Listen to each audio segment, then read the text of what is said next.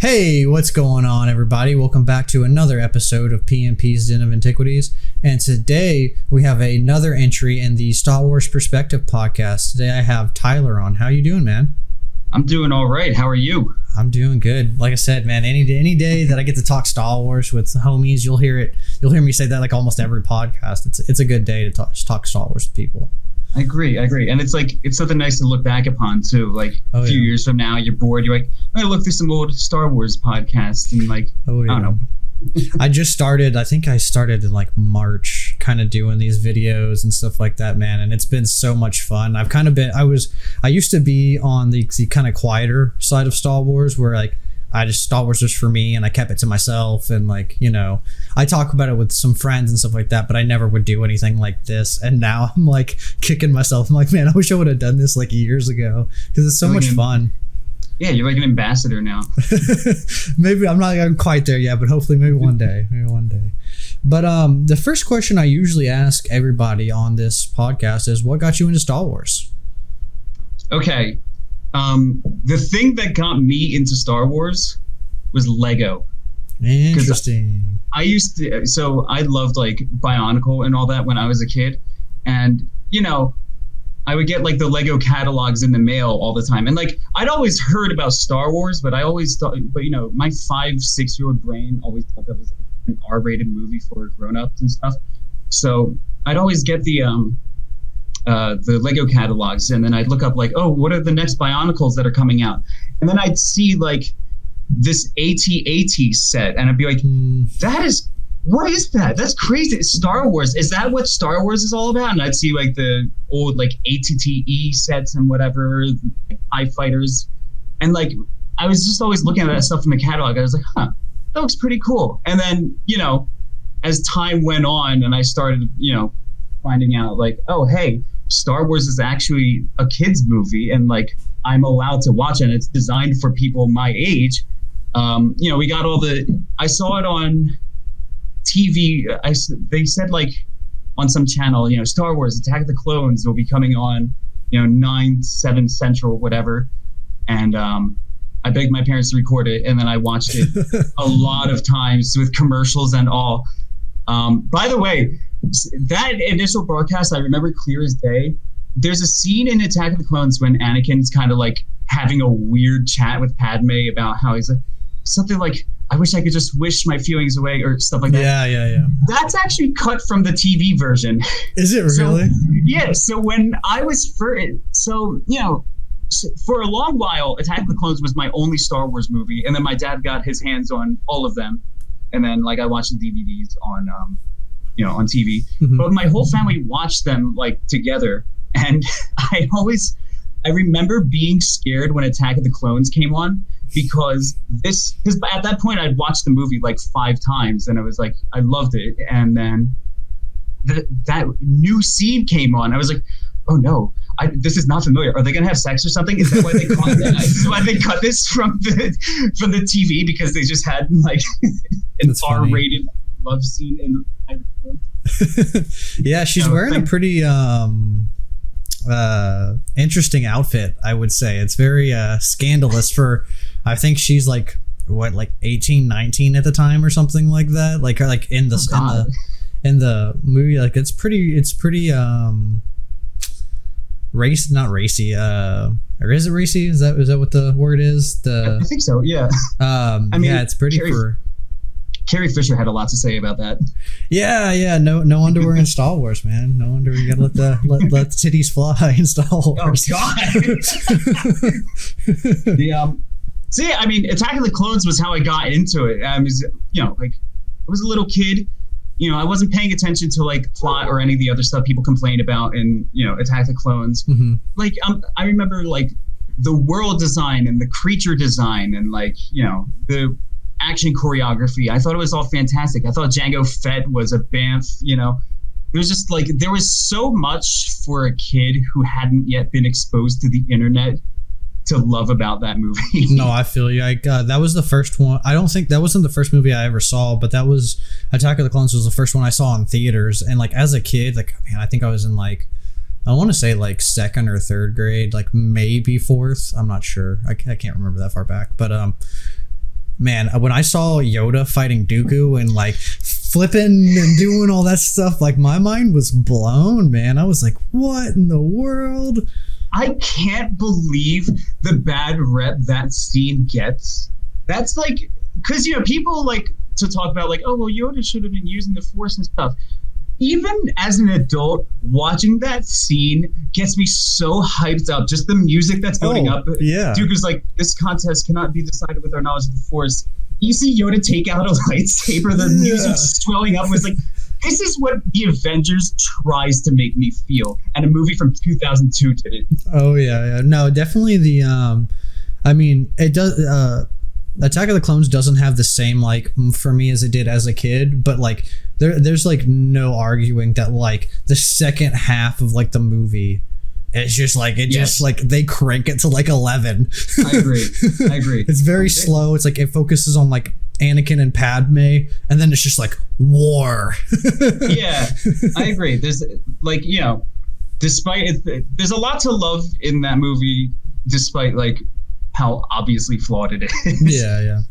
Well, no, I mean, like I said, no movie's perfect, you know, and especially with Star Wars. But like, I'll still turn it on and watch it. And I really like. Yeah. I'm a big prequels and the original trilogy are like probably like my like. I think as a trilogy goes, I think the originals are my favorite. But like, my heart is like the prequels, man. Like, I love the prequels so much. It was like your gateway drug. Oh yeah. It was a good bad thing, because at the time it was kind of like the sequels, man. Everybody crapped on them a little bit, like so much so that like I didn't really tell people that I was a huge Star Wars fan or anything like that growing up in like high school, because I just got tired of like defending them and thinking that they were good. And I saw the people who did get bullied, you know, like for liking them, and I was like, I don't want any of that. So I just kept quiet about it. But no, I mean, dude, it's so good. The prequels are so good now they're loved though, which is like the craziest thing. I'm curious to see like in the next 5 to 10 years what's gonna happen for the sequels. I wonder if it's gonna have that like same effect, or if it's not. Like, I'm curious to see like how the masses, you know, kind of see it overall. I don't know. I mean, that's an interesting question. I think as far as the sequels go, it's, you know, they were definitely more of like a product than like because, you know, you can say what you want about the prequels, but there was like an idea behind them, and like George Lucas was going for something. Whether you agree with that direction or not is, you know, jury's out on that. But I think that the Disney trilogy, I think people might think that it might feel a little artificial compared to the prequels. Yeah, for sure. I don't know. We'll see in 5 or 10 years, I guess. For sure. Well, I mean, the one thing that I really like about the sequels is it brought in a lot of new people. Like, that's the one thing that like I don't hear a lot of people talking about, and like people are real quick to like crap on the sequels. And like, while they're not my favorite, I'm just glad that I get more people to talk Star Wars with, you know, like it brought in a whole new generation of fans, you know. And I think that's like something that's like really like it's really interesting. It's really cool to see that, like, you know, because it's a lot of I've noticed. I'm not saying that older people don't like the sequels, but I've noticed a lot of younger people who are like just kind of getting into Star Wars, and that's like their first kind of thing. Like, they really like the sequels, you know. I agree. I mean, just like, do you remember the lead up to the release of The Force Awakens, and like, dude, actually so much hype?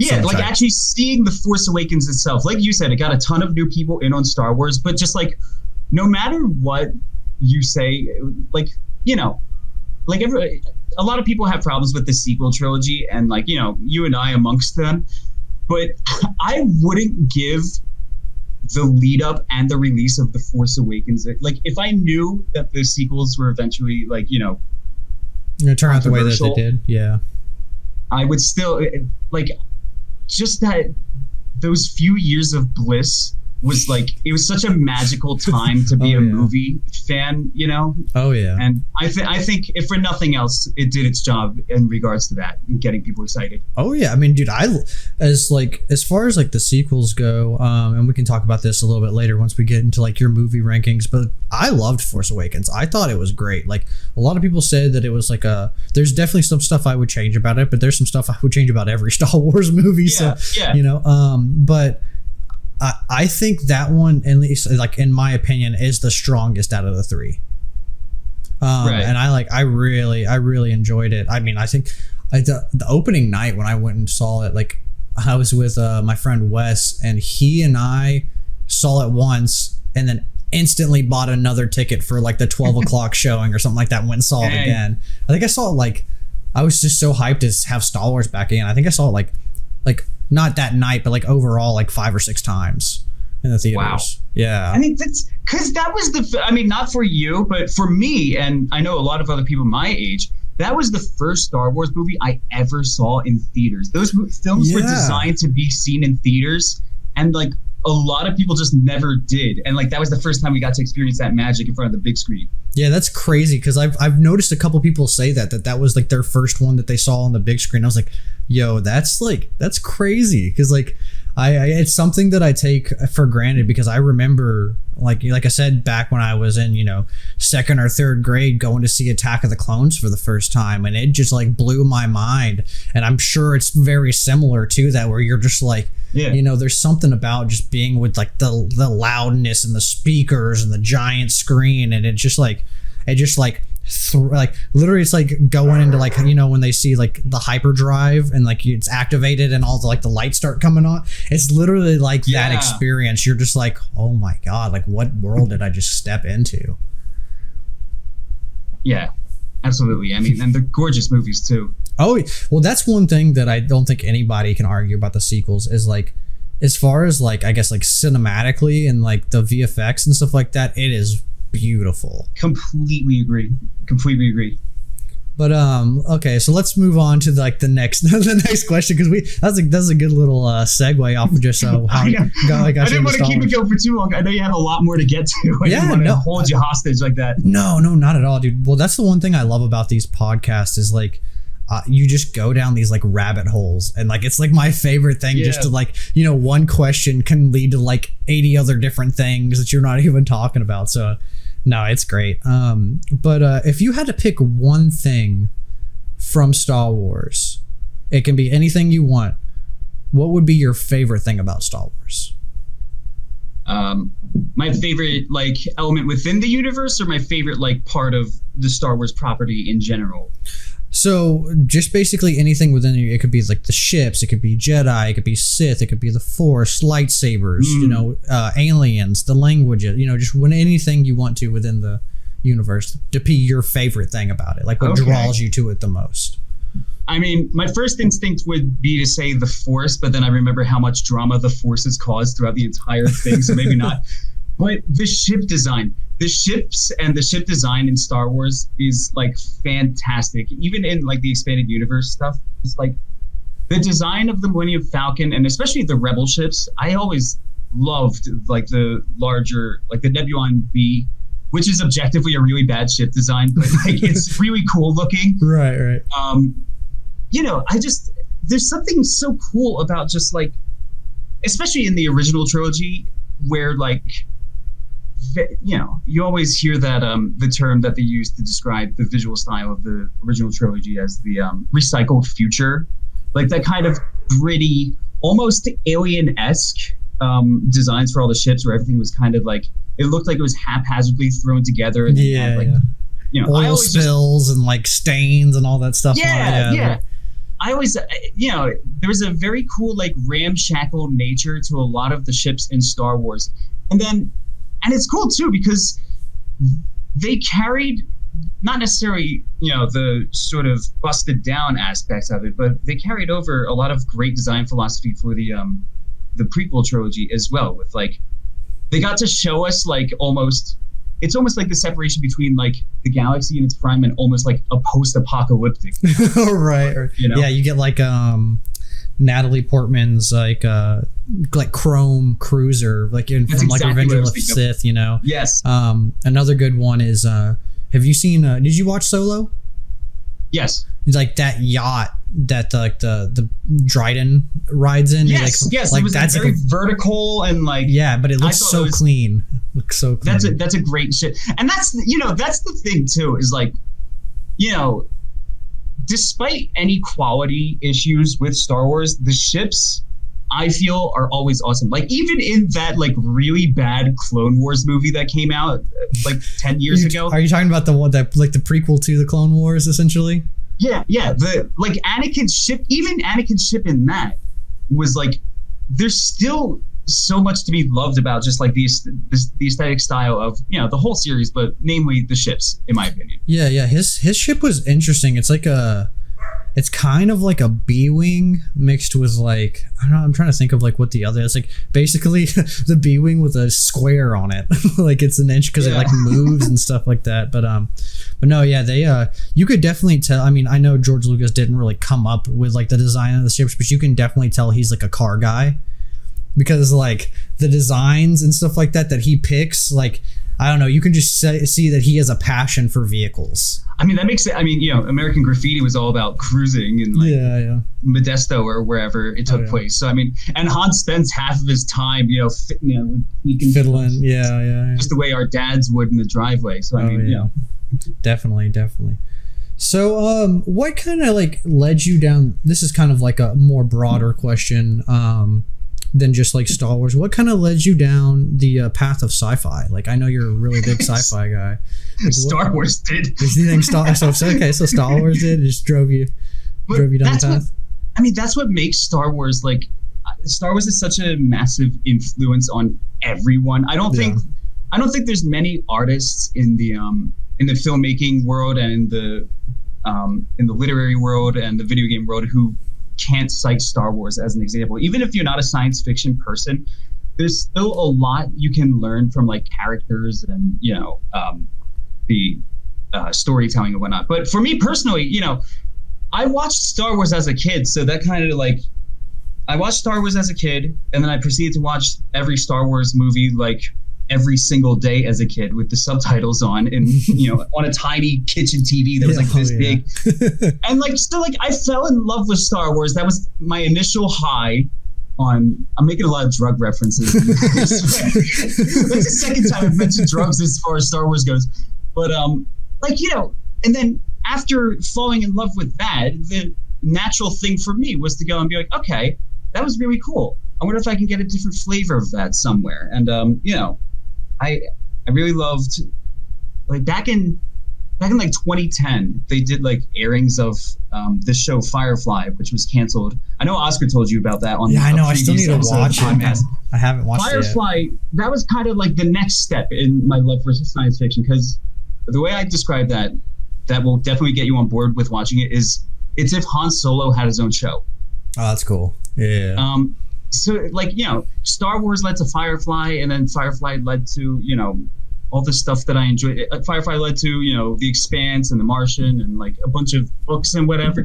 I got sick and tired of watching everything on TV, and then I just went over to started reading it. And now, and now I want to write it myself, and now hopefully Star Wars has inspired me to sort of continue the tradition, For sure. Yeah, that's what I was going to ask you about, because I know you've you have a couple books written underneath your belt. How did Star Wars kind of like, did you take anything from it to like basically inspire you to like write these books? Was there anything in Star Wars that you were just like, man, that's like, I'm trying to think out of, like, I'm not saying like you copied it from Star Wars. That's not what I'm trying to say. I'm trying to say, like, did you get any like inspiration from it? You'd be like, wow, like, maybe there was something like specifically from it. I'm trying to word it right. The words aren't coming to my head, but I think Star Wars was inspired. I mean, not only visually and like in all the other ways that I just talked about. Yeah.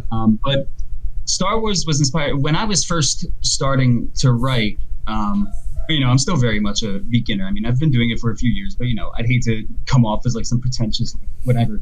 But Star Wars was kind of that was a thing I was really thinking about when I was starting off, because you think about like how much economy they get out of, especially the original movies, namely, the original Star Wars.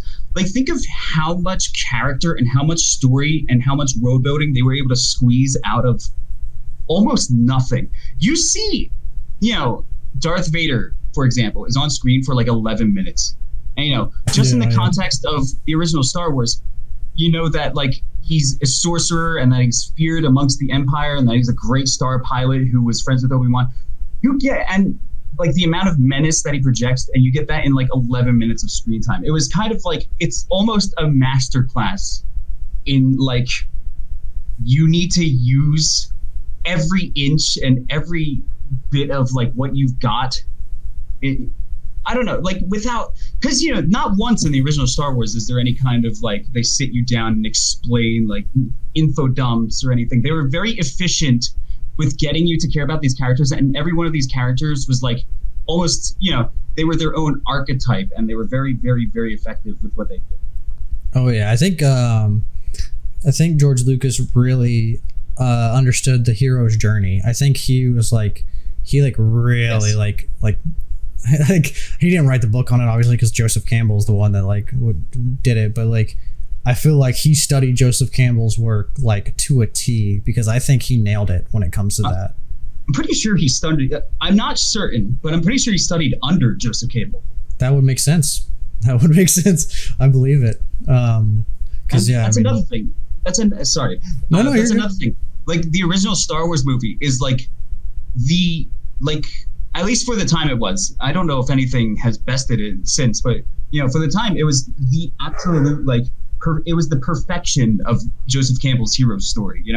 I mean, maybe Fellowship of the Ring overtook it or something, but yeah, for sure. For having that title for 30 years is not a bad run at all. You know what I mean? Oh yeah. Yeah, I think there's definitely movies that you see that try to do the hero's journey, and some of them do it well, some of them don't do it well. But it's just like, it's crazy how he took, you always hear all these, like, when you go through history classes and stuff like that, you hear all these like the story of like Hercules and like the story, like all these like mythological beings and stuff like that. And like, that's something that's always fascinated me, is that George saw all of that and was just like, okay, now let me make it modern. It's the American myth. It's what they're going to be thinking we worshipped 1,000 years from now when they're digging up all of our cities. Yeah, I'm okay with it. We fought with lightsabers, and there was an empire, and yeah, for sure.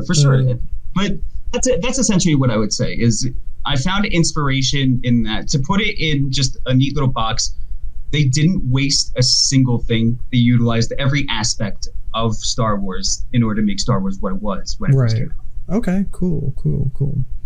All right, so now is probably the hardest question I'm going to ask you throughout the entire podcast. Your moving ranking, man. What is it? Lay it on me. Okay, this is actually the easiest. So a lot of people are just like, because like there's still, you can include if you want to. You don't have to, but you can include Rogue One and Solo in there if you want to as well.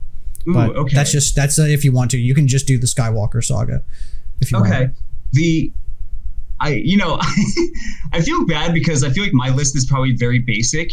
But hey, man, this is your story. It's what you want to what you want to tell. It doesn't matter if it's basic, non-basic. It's just what you love, man. All right. Well, I'm gonna come out swinging. Number 1, Empire Strikes Back. Interesting. Okay. It's like it did something that few other movies ever did, in which as everybody always says, the heroes do lose in Empire Strikes Back, and like you've had back in the day, like sequels rarely happened, let alone sequels that ended on like an actual cliffhanger. Mm-hmm. And like that was, I might be getting my dates mixed up, but like that's kind of, that was a tall order to put in something that's aimed at kids and teenagers. That was their first glimpse that like, hey, these awesome larger than life heroes that we see kind of get their butts kicked, and like it's, it gives that much more weight to Return of the Jedi going in, and it makes Darth Vader and the Empire that much more of a force to be reckoned with. If Empire Strikes Back didn't happen, Darth Vader would be like some second-rate Star Trek villain, you know? Yeah, for sure. Like, he was cool in, you know, the original Star Wars, but all he did was fly around in a TIE fighter. Oh, no, he took out Obi-Wan, I guess, like, poking him. Yeah. But, you know, he flew around in a TIE fighter and he got shot down. In Empire Strikes Back, he's, like, the sheer drive that this man has behind the rampage he goes on throughout the galaxy. He's choking out his own dudes. He's, like, you know, he's leading entire fleets against the rebels. He takes out our, you know, Jedi in training protagonist at the very end, and, like, you know, and obviously that banger of a plot twist at the end that Darth Vader is Luke Skywalker's father. I mean, you know, oh yeah, that's such a fantastic movie, and, like, it just gives so much weight to everything, seeing all of our heroes on, like, the back foot. And you know that, like, the whole time Luke is on Dagobah, you know that, like, every second he wastes there, people are dying, and, like, I don't know. I think it's just fantastic. Oh yeah, I really like that they break up the trio is not there for, like, the majority of the movie. Like, Han, Luke, and Leia are all kind of, well, Han and Leia are together, but, like, they're all kind of split up and doing their own thing. So I think that was, like, also, like, a big factor of maybe, like, why they lost, because they weren't together. Because I think, you know, they all come together in Return of the Jedi, and then they win, you know. So it's like I really liked the fact that they did that, man. And like you said, like, Darth Vader in that movie is just he's intense, man. He's cutting off hands. To be reckoned with. Yeah, he's intense. And to circle back to separate our heroes, not only is it great from the sense that you explained, but also just from a storytelling sense of, like, getting characters in the same room who probably wouldn't have time together otherwise. Like, we see some interactions between Han and Leia in the first movie, but it's mostly, like, you know, her calling him out on, like, how material he is and how he doesn't care about the cause and stuff like that, and him hitting on her because she's a princess and stuff like that. In Empire Strikes Back, like, you get them to having, like, many scenes together and having, like, really great character building conversations that you might not have seen if everybody was together, because then, you know, perhaps we'd be dividing that attention amongst Luke, you know, things like that. So I think just from that standpoint too, it gives so much more, like, it develops the characters that much more, because we get to see how these people would react to different people than we saw them at first. I agree, man. I agree. I actually, I have a controversial opinion about Empire Strikes Back, though. Could you imagine how awesome that movie would have been, and how awesome Return of the Jedi might have been if Han Solo died in Empire? That'd be intense. That'd be intense. They always, so, like, Harrison Ford famously was, you know, he wanted them to kill off Han Solo. Right. And, you know, part of the reason how he was frozen in carbonite in the first place was because he had scheduling conflicts or something like that. But, like, think of the arc that Han Solo goes on from the first movie into Empire. You know, it starts off, we see him as, like, this, you know, outlaw smuggler. He works for criminal elements on Tatooine, and, like, you know, he doesn't care about the cause, and he doesn't care about the Empire and the rebels. He's just in it to make money. You know, he tries to take advantage of what he sees as an old man. Like, we know that Obi-Wan's, like, a sorcerer and a, you know, Jedi, but, like, he just knows, he thinks he's some old dude in a hood who's upcharging the hell out of him. So, like, you know, he's, like, the original Star Wars doesn't paint the most flattering picture of Han Solo, because that's who he is. And then obviously at the end he comes in and saves the day, and they help blow up the Death Star. And then just imagine going from that selfish, like, you know, jaded smuggler to an end in The Empire Strikes Back where he, like, you know, he's done all the running he can. He knows he's not going to make it out. And then, you know, he sacrifices himself for, you know, the woman he loves and for his friend Chewbacca, you know, because wasn't part of that deal that, like, you know, Han gives himself up, but, you know, Han and Leia get to stay on Cloud City or something like that. But I think, I believe that was it. Yeah, I think Lando was gonna keep Han and Chewie on Cloud City, and then Darth Vader alters the deal. It's like, pray I don't alter it any further.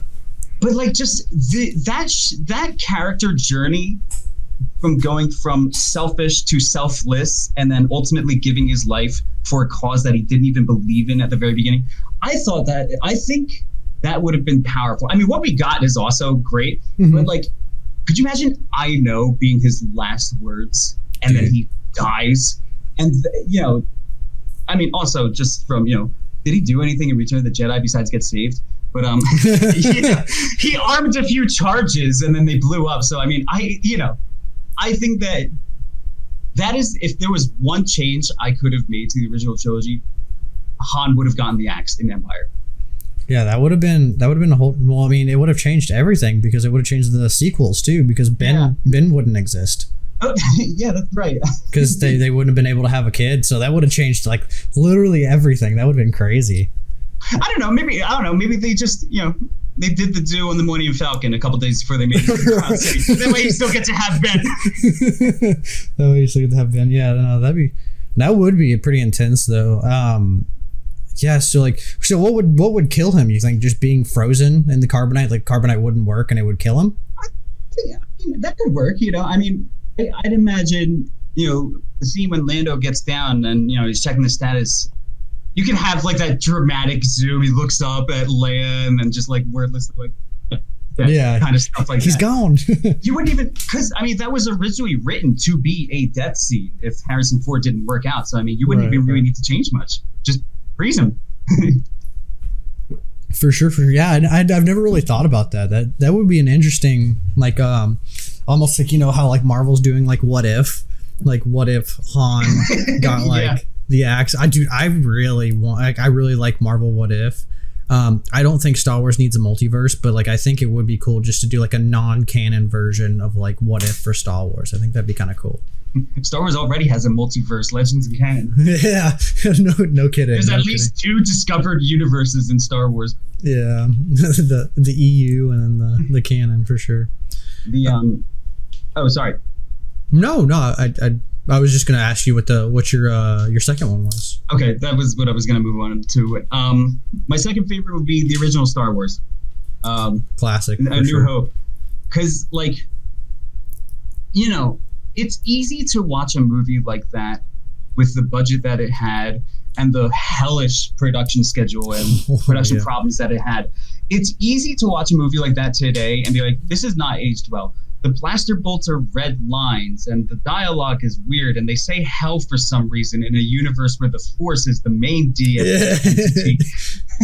Well, you can even see like the stormtroopers, like when they're breaking through at the very beginning, like their armor's like falling apart and stuff like that when they're trying to like hop over people and stuff. Exactly. Like it's easy nowadays to watch a movie like that and think that it didn't age well, but just like the sheer respect that this mob boss of a movie commands throughout the entire industry. Mm-hmm. First of all, like we touched on earlier, it's the hero's journey perfected in a completely new genre that I don't think is tried it besides like Buck Rogers or something. Obviously it was a masterclass in special effects at the time, and still it had never been done before. Literally, it had never been done to that caliber, at least.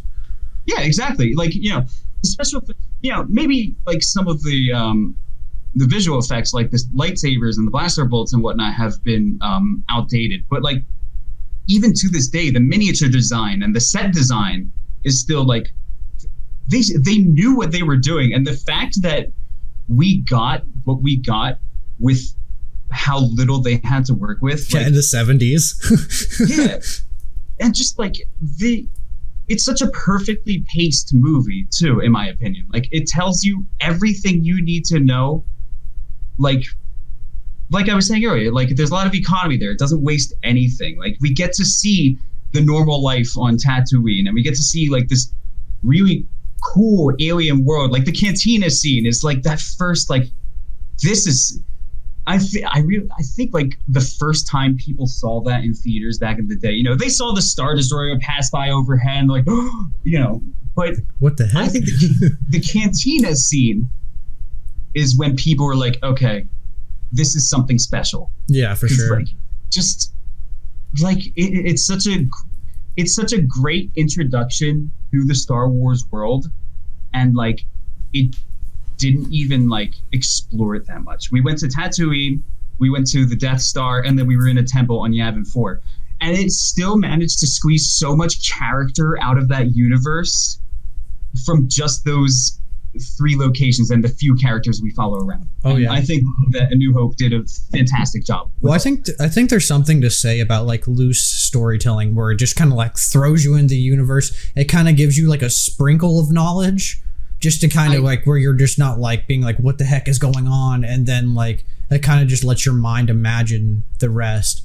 I think there's a lot of movies out there that like do that. Like that's something I've learned, because while I'm not like I don't like write stories and stuff like that, I still like doing like storytelling and stuff like that through like video games and stuff like that. And even with video games, the ones that I've found that I've liked the most do have that element of like very loose story. They're not just shoving information down your throat. It's very loose, which is kind of cool.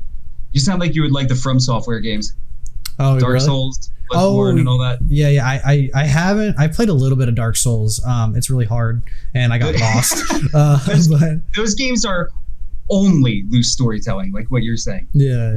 And that's honestly, that's what I think is, because in my own writing, I love doing that as well. Like because there's a quote from a podcast I was listening to not too long ago, in which Ty Frank, who's the author of the Expanse series, they were talking about Star Wars as well, and they were talking about like exploring the meaning behind certain bits of dialogue. And well, I kind of agree but not agree with this next statement.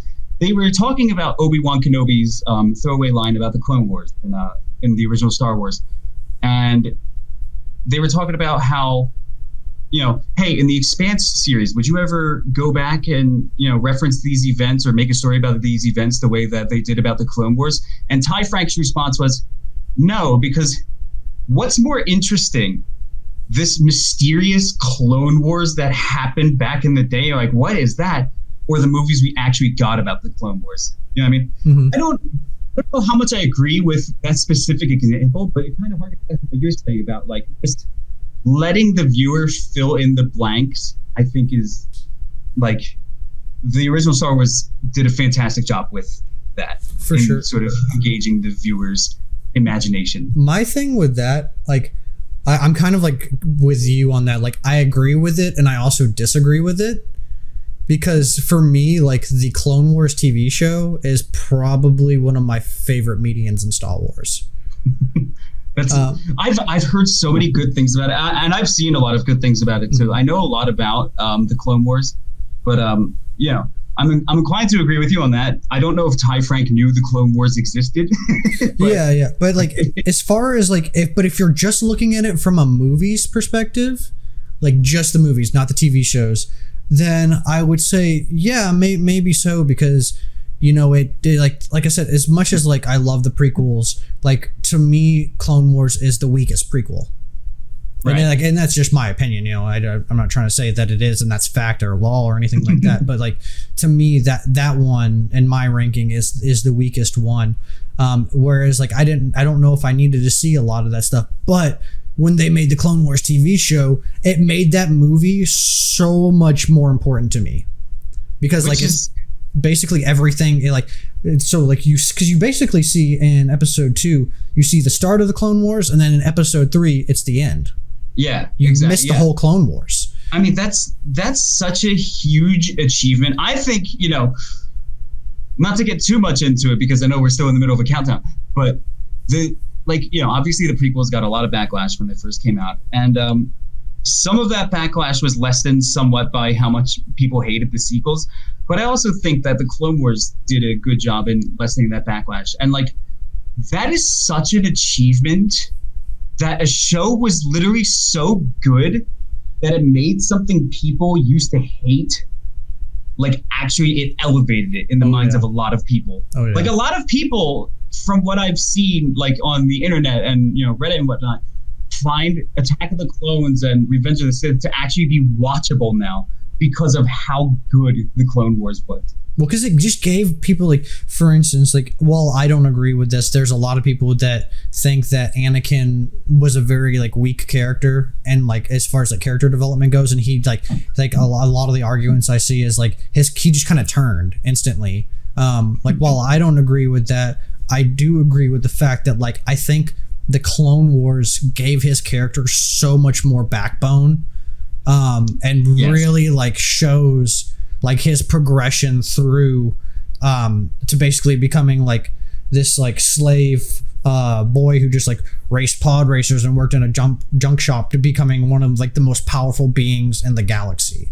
You know? Exactly. And I think the Clone Wars really demonstrated how he handled that and how he traversed through everything. And I think it gave everybody more backbone, but I think for Anakin, it gave him the most. I think for a lot of people who didn't like Anakin in Attack of the Clones, like you were saying, it kind of made them like him even more because of how much it gave, like, to his story. And that's why we love, that's why we love Luke Skywalker, is because, well, part of the reason why we love Luke Skywalker, because people kind of forget that in the original stuff, or people like to rag on him in the original Star Wars, like, oh, Luke is so whiny about this Tashi converters and stuff. But, like, that's there on purpose. Mm-hmm. You're supposed to think that he's whiny, so that by the time he's kicking ass in Return of the Jedi, you're like, man, this guy's come a long way. Yeah, yeah. And I think that, I think the Clone Wars TV show is a good bridge between I don't like sand and this monster who, and this monster who, murders a Jedi Master and joins the dark side. Yeah, for sure. I agree. Yeah, they did the, I saw it, and going back to, like, the Clone Wars, like, movie, like the cartoon movie, like the one that started the TV show. Oh, yes. A lot of people had problems with Ahsoka, and, like, because she was very whiny and, like, was very, like, smart alecky and stuff like that. And, like, I was like, dude, she's gonna turn into, like, a Luke Skywalker. Like, she's gonna turn into, like, one of those characters, because that's always how they do it. It's almost very, like, anime-esque. Like, a lot of anime characters start out, like, super whiny. They're like, oh, and then they just turn into, like, these monsters by, like, the third or fourth season, just because, like, they grow and they build and stuff like that. So, like, that's another reason why I was like, man, like, well, that's, like, why the Clone Wars is such near and dear to my heart. Ahsoka's probably she's probably in my top 5 of, like, favorite characters of all time. She's pretty awesome. But let's get back to the rankings. What you said, that was 2, right? Or was it 3? That was 2. Number 3 on my list would be Return of the Jedi. Ooh, nice. That's great. Return of the Jedi. There's, like I said earlier, I would have, a part of me wants to see what Return of the Jedi would have looked like had Han died. Mm-hmm. I think that there's a lot that can be said about how the first third of the movie was a side quest, and how, like, some people don't like the Ewoks, and how I love the Ewoks, dude. They're so cool. They were originally supposed to be Wookiees. Were they really? They were supposed to be the Wookiee home planet, which, by the way, that would have been some great character for Chewie. But, there's a lot of things that people can say about that movie, about, like, it's a flawed movie for sure. The treatment of Boba Fett, which I kind of disagree with, because at that point he was just a henchman. Yeah. Anyway, we got Book of Boba now, so yeah. All of those complaints aside, though, like, the last 40 minutes of that movie is so good that you forget about all of them. It's the best possible way Star Wars could have ended. And I can't believe that, like, even so many years later, when people, it's become easier to sort of, like, pick apart different pieces of media, because we have such infinite access to them, and we have so many echo chambers on the internet about how much they suck or how awesome they are. But, like, the ending of Return of the Jedi was firing on all cylinders. It was coming out swinging on every front. It had arguably the best space battle of the entire series. So straight up, you had, like, a feast for the visual effects crowd's eyes. Yeah.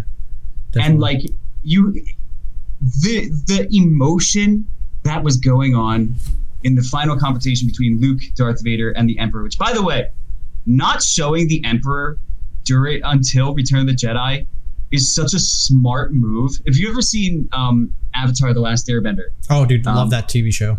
Love they it. do the same thing with Fire Lord Ozai. You know, they build also up, played by Mark Hamill. Yeah, exactly. But you know, the Return of the Jedi just like, and also, by the way, Ian McDiarmid as the Emperor is like, is he not just one of the slays most delicious movie villains ever? Dude, I honestly, because like I feel like it's not talked about. Like, I feel like Palpatine is probably one of the greatest written villains of all time.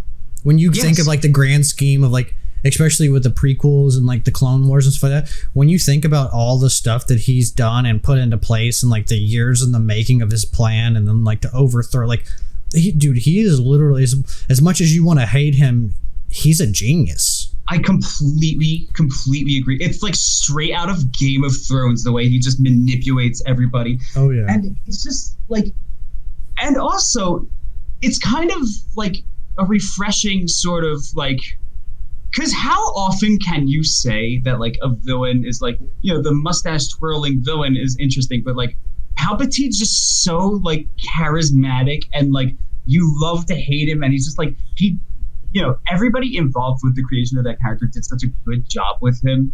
Oh, and yeah, like, yeah. Because like you can't pull that off anymore. You can't pull off a one-dimensional, you know, evil, just pure evil guy. But they somehow did it with Palpatine back in the 80s and continued to do it throughout the 2000s.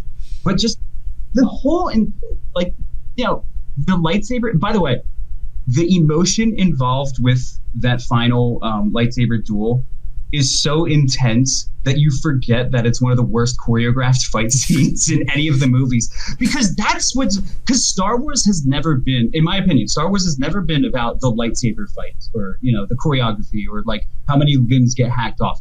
It's all about what you feel going into it. Like, you know, if that lightsaber duel was between Luke and some other, you know, Sith guy, we would be laughing at it. But because of the culmination of both characters' arcs and Luke and Vader throwing down and like the father-son dynamic, the resisting the allure of the dark side. You even have like that visual storytelling when he's hiding and like his face is like half dark, half light, and like this shit, like when he cuts off Darth Vader's hand and like it circles all the way back to, you know, it's just like the echoes of like he's on the brink of no return, and then at the last moment he relents. He sees that Darth Vader used to be a person just like him, and you know, he's slowly becoming the machine that he's learned to hate. Phenomenal. And then, you know, obviously like Darth Vader's death scene, like oh, dude, gets me every time, man. The freaking like pyre that he like just lights him on fire and stuff like that. It's very which it's so funny that like it's so funny because like I said, you know, if those emotions weren't there, and if like you didn't have that kind of baggage going into that scene, if somebody told you that one of the greatest movie trilogies of all time, the villain died because his henchman picked him up with one hand and then threw him off a balcony, would that not sound like the stupidest thing ever? But then you see it, and you see like everything that's led up to it, and you're sitting there like, this is the coolest thing I'm euphoric right now with like oh yeah. Yeah. So Return of the Jedi has flaws, but like not only is the ending nearly flawless, but it's actually like Clone Wars, it's so good that it elevates the somewhat weaker first two acts of the movie. I agree. Yeah, like I never really realized it as a kid growing up, when the Emperor is trying to get Luke to like strike him down. You know, he's kind of talking smack to him and like kind of poking at him and stuff like that. And then Luke finally grabs his saber and like goes to swing at him. Vader does not give two craps about the Emperor when he like deflects Luke. He literally stops Luke from turning to the dark side. Like when he's like striking, when he literally, Luke is, if Vader wouldn't have stepped in, Luke would have killed him and turned to the dark side for sure. And Vader stops him from killing it. And Palpatine, I guess, doesn't see it or something like that because he just starts laughing and stuff like that. I think he's so wrapped up, Palpatine's in that point is so wrapped up in the dark side that he's thinking that he's like, oh man, he's like, I got this kid. He's like, this kid thought he could come in here and wave a saber around and be all light side, but he's like, I'm getting him, you know? I never thought of that interpretation before. That's super, super, super interesting. I mean, you know, like I always thought of it as like, oh, he's too far gone still. He hasn't gotten like the, you know, he's not quite at light side. But that's such a, just like one little moment of conscience. Like, no, I can't let him do this. I never thought of that before. I mean, I guess that also harkens back to like, there's a scene that Darth Vader and Luke have early in the movie where like Luke surrenders, and like that line that Darth Vader says where he says, "It's too late for me, son." Oh, dude, hits me in the feels every time. I'm just like, oh, it's so underrated, and you know, it's like obviously an admission that like, you know, he's a little. Like he a part of him knows what he's doing is wrong. So that theory that you just put out actually makes sense in the context of things, because Darth Vader knows that, like, you know, he knows that he needs to change something. Yeah. And maybe that was like his one little act of like, you know, maybe I can keep Luke's conscience intact before I waste him with my lightsaber. Well, I think that scene, because like one thing I think that a lot of people misinterpret is that Anakin and Vader are two different people. Like they're not the same person. Like he has like a split personality where like Anakin is good and Vader is bad. And I think when he goes, "It is too late, my son," I don't think that's Vader talking to Luke. I think that's Anakin coming out and popping out and being like, "Hey, I'm still here." Like in a weird way, he's like, "Hey, like I'm it's like I'm not all gone," you know? And that's fantastic. Because like everybody's like, I don't understand how like Anakin can like kill younglings and like still come back and be like a Force ghost. I'm like, because that wasn't Anakin, dude. Like at that point, when he marches on the temple, Anakin is dead. Like he is no longer Anakin. You know. So it's making me want to watch Return of the Jedi, because I got it in the background right here. I got Revenge of the Sith and then Return of the Jedi in my background. Those are like my top two, and It's making me really want to watch it right now. But I wanted to show you, because you were talking about Ewoks, man. I 3D printed that scene where Yub Nub steals the speeder. And he like flies. That's awesome. So he's like, I haven't painted it yet. I need to paint it. But yeah, he's like flying on the speeder, and that's hilarious. I like that. That's well done too, by the way. Well done. So I didn't model that. I did. That's just a model off of the internet. I'm not going to take credit for that, but I did 3D print it. So I mean, that's awesome. I mean, you could have fooled me some of the other work I've seen from you. So appreciate it, man. Thank you. Yeah, and one more thing about Return of the Jedi before we go. I love that Lando got to fly the Millennium Falcon again. Oh yeah, dude, I'm so hyped for the Lando series. Like, yeah, did you not know that they're making a Lando's TV show? Dude, I've lost track of how many TV shows it's ridiculous. For Star Wars. Yeah, but Lando's gonna be one. I really hope, because they say it's gonna be like a lot of like flashbacks. I hope it's like Billy D. Williams, like, kind of doing what he did in or what he wasn't in Solo, but how like he's like talking into like the holocron thing, and he calls it like the Calrissian Chronicles. All right. I hope it's Billy D. Williams like basically talking about his stories, and then Childish Gambino, Donald Glover, being Lando, because I thought he killed it as Lando. I thought he did a really good job. So I think that would be cool to kind of have like the way to keep like both actors, because they both played him, you know. I think it'd be cool to have kind of that dynamic. Yeah, for sure. Anyway, number 4. Number 4 for me would be Revenge of the Sith. It's, you know, Revenge of the Sith. This is where it gets kind of hard to talk about the Star Wars movies, because like from this point on, obviously, like a lot of them are pretty deeply flawed, and Revenge of the Sith is the least flawed of the flawed, I guess. But yeah, there's like first of all, I was really bummed when I didn't get to see it in theaters when I was a kid, because like I saw previews of it and I was like, oh, that's cool. That's that Star Wars R-rated movie that I can't see yet, not knowing that it's, you know, PG-13, yeah. But I think that, you know, they had a lot of drama going in to Revenge of the Sith, and like they managed to sort of like, it's amazing that they put out a movie that like most people love to death, despite the preceding two movies being kind of reviled in a sense. And like, I love the performance of Ewan McGregor as Obi-Wan. Everybody does. Oh, yeah. Ian McDermott, as we've said, is fantastic as the Emperor.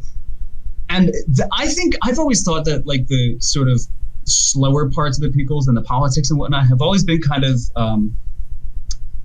they've always been sort of, they get a bad rep, I guess. Not because they're like, you know, pieces of high art or anything, but they serve a very valuable purpose in showing us, you know, Palpatine's plans and how he's scheming and like pulling the puppet strings of everyone. And I think if they were executed a little better, it could have made Palpatine's plan in Revenge of the Sith even crazier. Oh yeah. And also,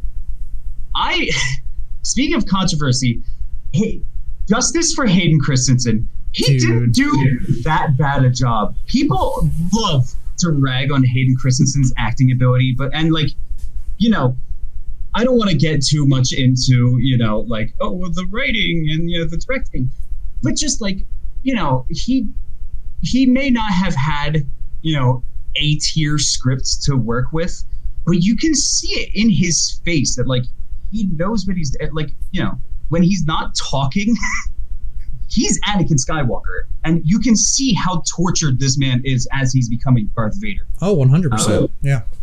I love the one thing I actually really like about Revenge of the Sith is how, and something that I think the prequels should have leaned into more was sort of the Jedi as like imperfect, because, you know, in the original trilogy, the Jedi are like almost like an ideal to strive towards. And in Revenge of the Sith, you kind of see how they're not like the infallible people that we've learned them to be, especially in the character of Mace Windu, who I think is a super interesting choice that you made a Jedi into. Basically, from a storytelling and filmmaking perspective, Mace Windu is one of the antagonists of Revenge of the Sith, and I think that's very cool that they made a Jedi one of the, you know, quote, villains, unquote, in the film. You know, I love, you know, we don't get too much of it throughout the series, but, you know, just his whole like rivalry with Anakin Skywalker, I think focusing on that was a very, very good decision on the part of George Lucas as he was making the prequels. Oh yeah, I think you can argue that like Mace Windu is definitely one of the reasons why the Jedi fell. Because if he wouldn't have attempted to kill Palpatine, I doubt Anakin, if he would have just been like, you know what, you're right, let's put him on trial. Like, Palpatine would have had a lot harder time on his hands. People like to ridicule George Lucas for that, you know, that famous line, it's like poetry, it rhymes. People like to ridicule him for that. But the poetry rhyming in that, you know, he's too dangerous to be left alive when he's talking about Palpatine, and then how Palpatine says the same thing about, you know, Dooku when Anakin wastes him. Like,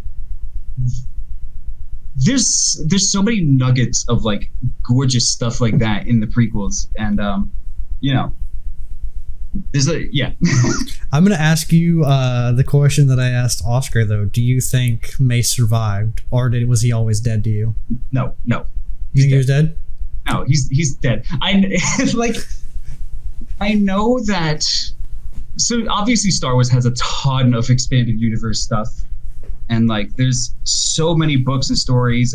I mean, even with the Clone Wars, how they brought back Darth Maul as, which by the way, that was one of the best decisions they've ever made. Oh, 100%.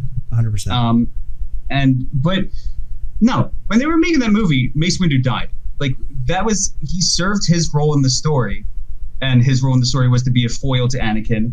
And he was supposed to be that final barrier between Anakin and the dark side. And then that barrier fell. Anakin turns to the dark side. He's dead. That's it. That's how they wrote him. All right. Well, there you have it, folks. There you have it. Now I'm shaking my table and stuff like that. Do you another question? Do you think that Palpatine threw that fight, or do you think Mace actually beat him? That's an interesting question. I mean, there's so many contradicting sources in the lore that talk about like how powerful Palpatine is. Like obviously Palpatine is like an extremely powerful Sith Lord, and he can exude like this cloud in the Force that like sort of blind for Jedi.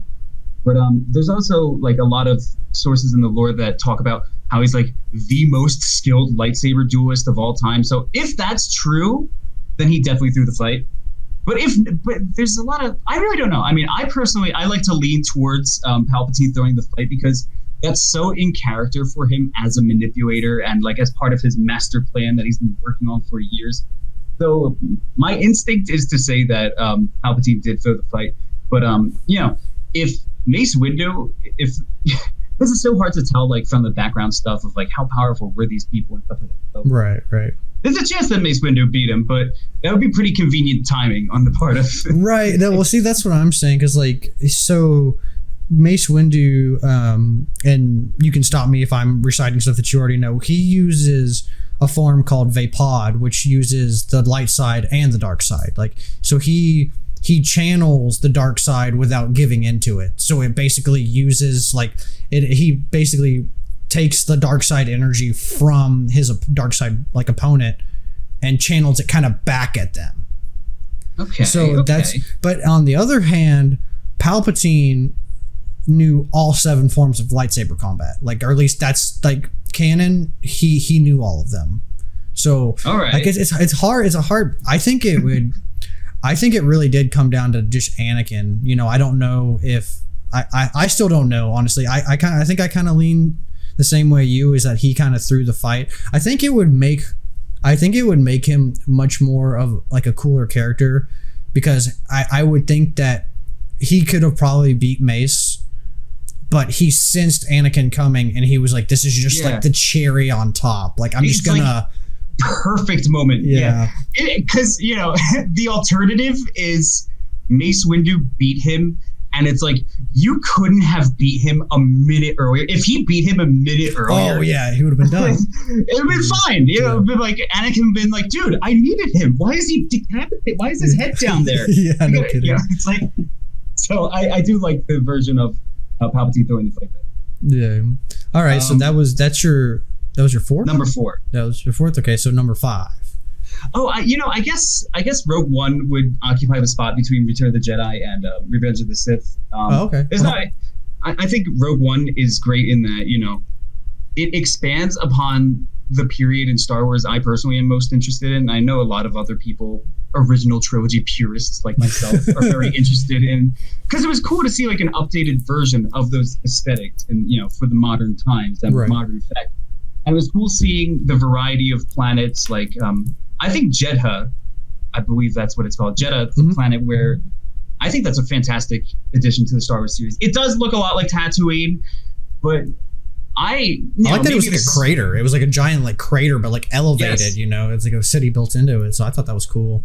I agree. I think, I know that there have been complaints about like, the characters are shallow and like nothing really of consequence happens until the Battle of Scarif. I don't know how much I agree with that stuff, but like it's a visual feast for the eyes, and the imagery in that movie is very, there's it's classic Star Wars. It's classic Star Wars for the new generation.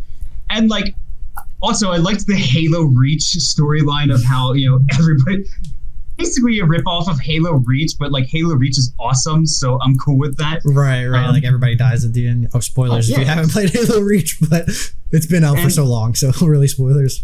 And obviously the Darth Vader hallway scene is classic. They killed it with that scene. My friends, so I was fortunate enough to see that with a bunch of my friends, like myself and 5 other guys went to go see Rogue One, and like as you probably are in your group, I'm the Star Wars guy of my group. Yeah, for sure. And when that hallway scene happened, I kind of blacked out myself, but my friends described that I was laughing like the Joker when it was happening. I was just cracking up, and I was like a child on Christmas. Yeah. But also, and I don't want to touch too much on Rogue One because we have a little bit of a ways to go. But also the I forget his name. Not Moff Gideon. The Tarkin? The guy.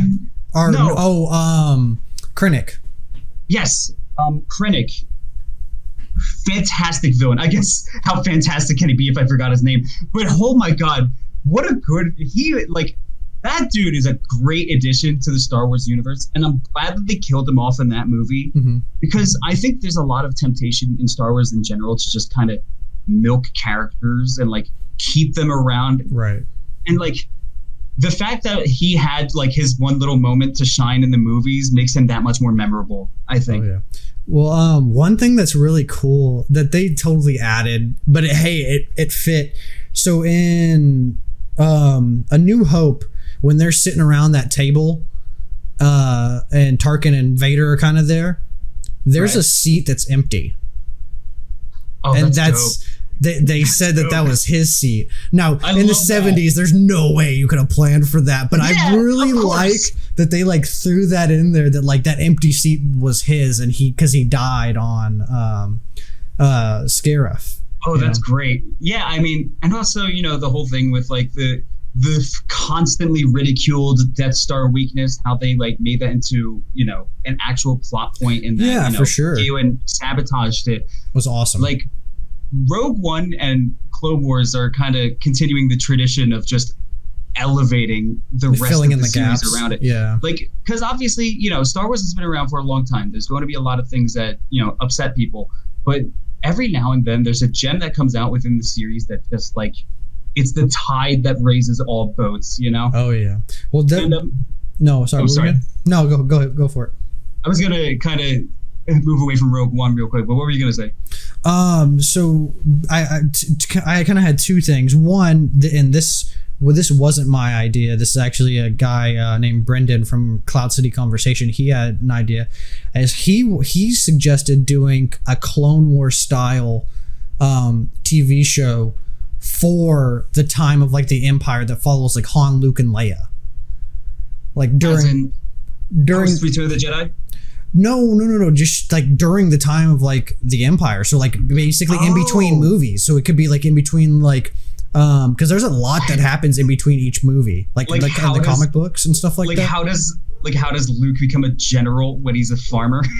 yeah, or like literally, like I think the biggest gap is between Luke from Empire Strikes Back to Return of the Jedi. Luke in Return of the Jedi is a whole different beast from Luke from A New Hope and Empire. Like he's like he's like a different person. Like the way his demeanor and everything, he's just different.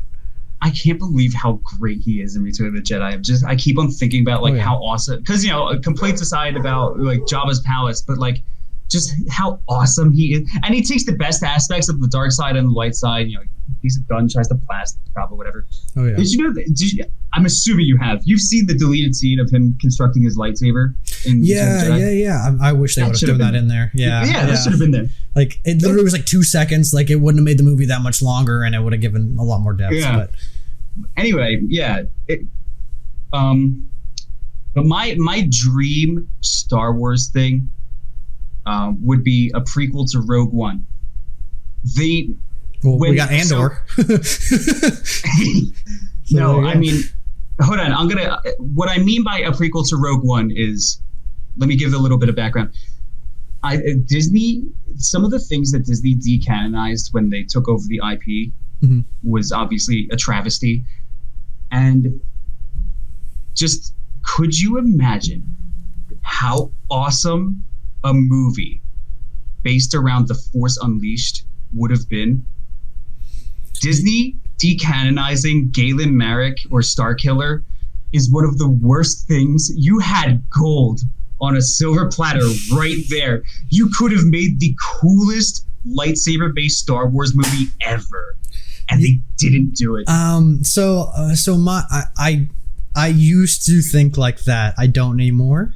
So this might be a good topic of conversation. I think, while The Force Unleashed is like my favorite Star Wars video game, like I loved that series. I 100% in both games, and like I love both of them, and I really hope they make a third one. That being said, dude, I think he breaks too much stuff, like in like the universe and like lore-wise. I just think he's too. You can't have somebody who's more powerful than Vader and Palpatine. Like he's stronger than both. He literally beats both of them in the game. Well, okay, I think I agree with that. I think I agree, but on the other hand, one, it's a big galaxy, and two, you could almost play with that. You know, if you were to make this movie, be like, you could lean into how much of an anomaly it is that somebody out there is somehow like. I guess that would go against the midi-chlorian stuff, but I don't know. They threw that out the window. Like George was the only one. Literally, Phantom Menace is the only time they talk about midi-chlorians. Yeah, and then JJ threw it out. Ryan didn't care. So I do agree. Oh, sorry. No, I was just gonna say they don't care. But to that point, I honestly don't see why.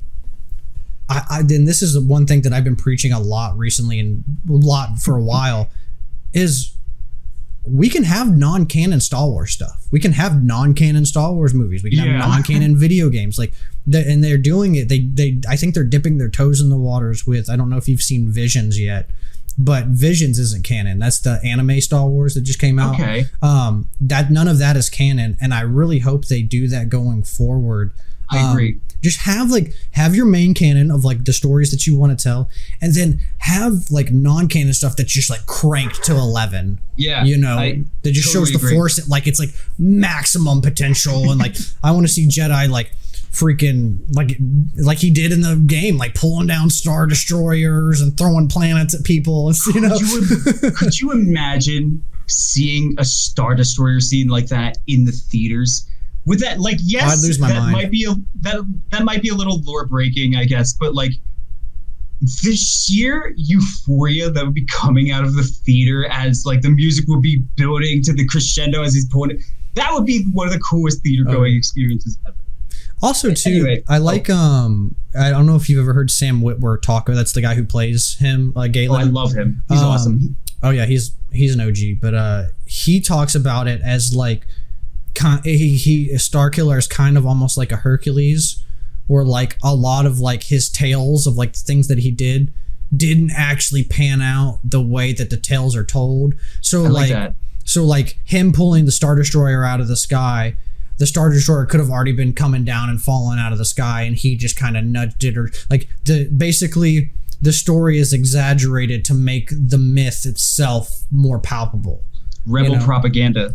Yeah, exactly. So I think they could play with that too, is where like if they did, because like the thing is like he is so powerful that if you nerfed him, everybody would be upset. Yeah, that's true. But you can't have him also be that powerful. So like the way to go is either make a lot of the stuff like just kind of like it was over exaggerated and he didn't do a lot of that stuff, or make it non-canon and then just crank all his stuff up to like 12. I mean, that also really factors into what you were talking about earlier with loose storytelling. You could almost frame it as a story like that and be like, you know, like elements of this tale may be exaggerated, you know, stuff like I don't know. Yeah. But you know, anyway, number 5. Number 5 would be you see, this is probably the hardest for me was these next 2 picks because they kind of like flip-flopping in my mind. Mm-hmm. But number 5 would be Attack of the Clones. Okay. Which is maybe probably quite a bit higher than a lot of people put it. But, you know, you have the nostalgia factor for me. And I also liked its exploration of like sort of the underworld that we didn't really get in any of the other prequels. And most of the original trilogy, for that matter, aside from Jabba's Palace and A New Hope, I thought it was fantastic exploring like the sides of the galaxy not often seen, and like I wish they didn't cancel all the stuff, man. I mean, we've had 2 projects that were going to explore the underworld. 1313, and George Lucas was actually going to make a TV show about the underworld of Coruscant. Okay, and that also got like it got the axe. That would have been interesting. But, yeah, I think that would have been cool. But sorry, I didn't mean to like cut you off. Oh no! It's obviously Attack of the Clones is a joke amongst a lot of people. There's a lot to laugh at. Watching that movie as an adult is absolutely hilarious. Some of the dialogue in that movie is like cackling levels of hilarity. You know, everybody makes fun of the movie, but like there really is, as I said earlier, there's a lot to be loved about it. It just in terms of like the visual world building, and also, and that's the thing about the prequels in general, is that like there's so many nuggets of pure genius in those movies. One of them I said was making the Jedi almost as an antagonistic force. The other, the best little bit of all the prequels, in my opinion, is when Anakin returns to Tatooine and he goes after his mother, and she's found murdered by the Sand People. And then Anakin just freaks out and starts like cutting people down. In my opinion, that is the best moment in any of the prequels. And I think they could have expanded upon. I mean, you know, the stuff after that where he's talking about how he murdered children. Not just the men, but the women and the children. And not just the men, but the women and the children too. Yeah, exactly. You know, the part after that where Padme's like, "Yeah, I'll have your children," but just showing.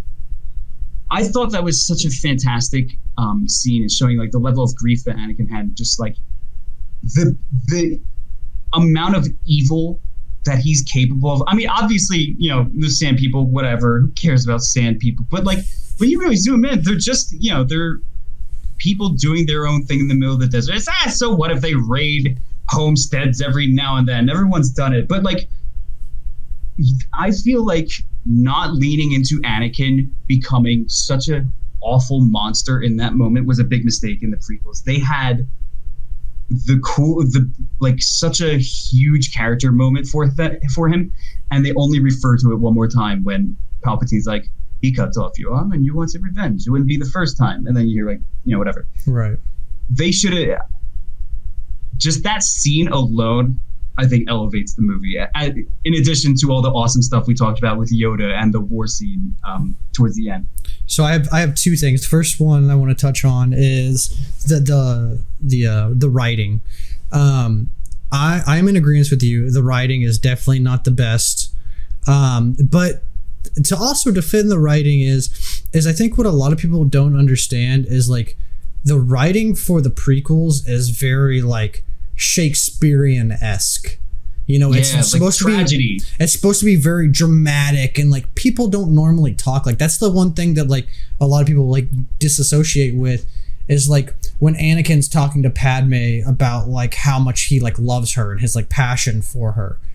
Nobody says the stuff unless you're like an angsty, which he was, but like unless you're like yourself, I can use that in my love life all the time. Unless you're like an angsty teen, which he is an angsty teen at that point. You know, like I've always had I've heard some of my friends' stories and like the cringy stuff that they've said to girls when they were like freaking like 15, 16. You know, stuff like that is said, but it's supposed to be like that because it's supposed to be Shakespearean and very dramatic, you know, like he's like, I'm in agony. He's like, every time I'm around you, like there's like fire in my lungs, you know, like nobody says that stuff. But at the same time, I like, while I defend it and say it's Shakespearean, I also don't believe it was the best route to take. I think they shouldn't have taken that route because I think in some instances it works. For instance, when Obi-Wan chops Anakin in Revenge of the Sith, and then he goes into that dialogue, like that is like pure Shakespearean. You can feel that you are my brother, Anakin. You know, like I loved you. You know, that's like very theatrical, and you know, like that is the time to do it. And I think he tried to do it with like the Padme scene, and it just didn't. It didn't work. But like also too, like. No, this is not a slide to George Lucas because he's a freaking genius, but I don't think he's very good at writing love. Like writing. I agree. Because I understood the relationship between Anakin and Padme and like why it played out the way it did, but it wasn't conveyed the best way. Like, and you can say the same thing for like Han and Leia. Like Han is and I love Han Solo, so like take this with like a grain of salt. Right. But like Han is a very toxic person. Like he's a very toxic man. You know, he doesn't take no for an answer. Yeah, he like pushes Leia into like the where she's like doing the thing and kind of like forces her into like a kiss and stuff like that, or at least that's how it's portrayed in the skirts the line of assault, maybe. Yeah. I mean, they end up loving each other and all that stuff. And I think that was like just a product of its time, because the 80s was kind of like that. It was made in the 80s. That's kind of an 80s kind of like vibe. Like that's why that was like that. That mindset. But I don't think he's very good at writing like love, and that's my first thing. And then the second one, I'm trying to remember what you were talking about right after that, and you said right after, man, I'm blanking now. Oh no, I remember now. Sand People, and then Padme's reaction. So I think Padme's reaction to this was, because like that scene, I analyzed that scene a lot because it's weird. He says that line and she kind of doesn't really say anything and just kind of like looks at him, and then she's like, oh, to be like error is human or something, like some weird like thing, like that's not the way to respond to somebody who told you they just murdered a whole bunch of people.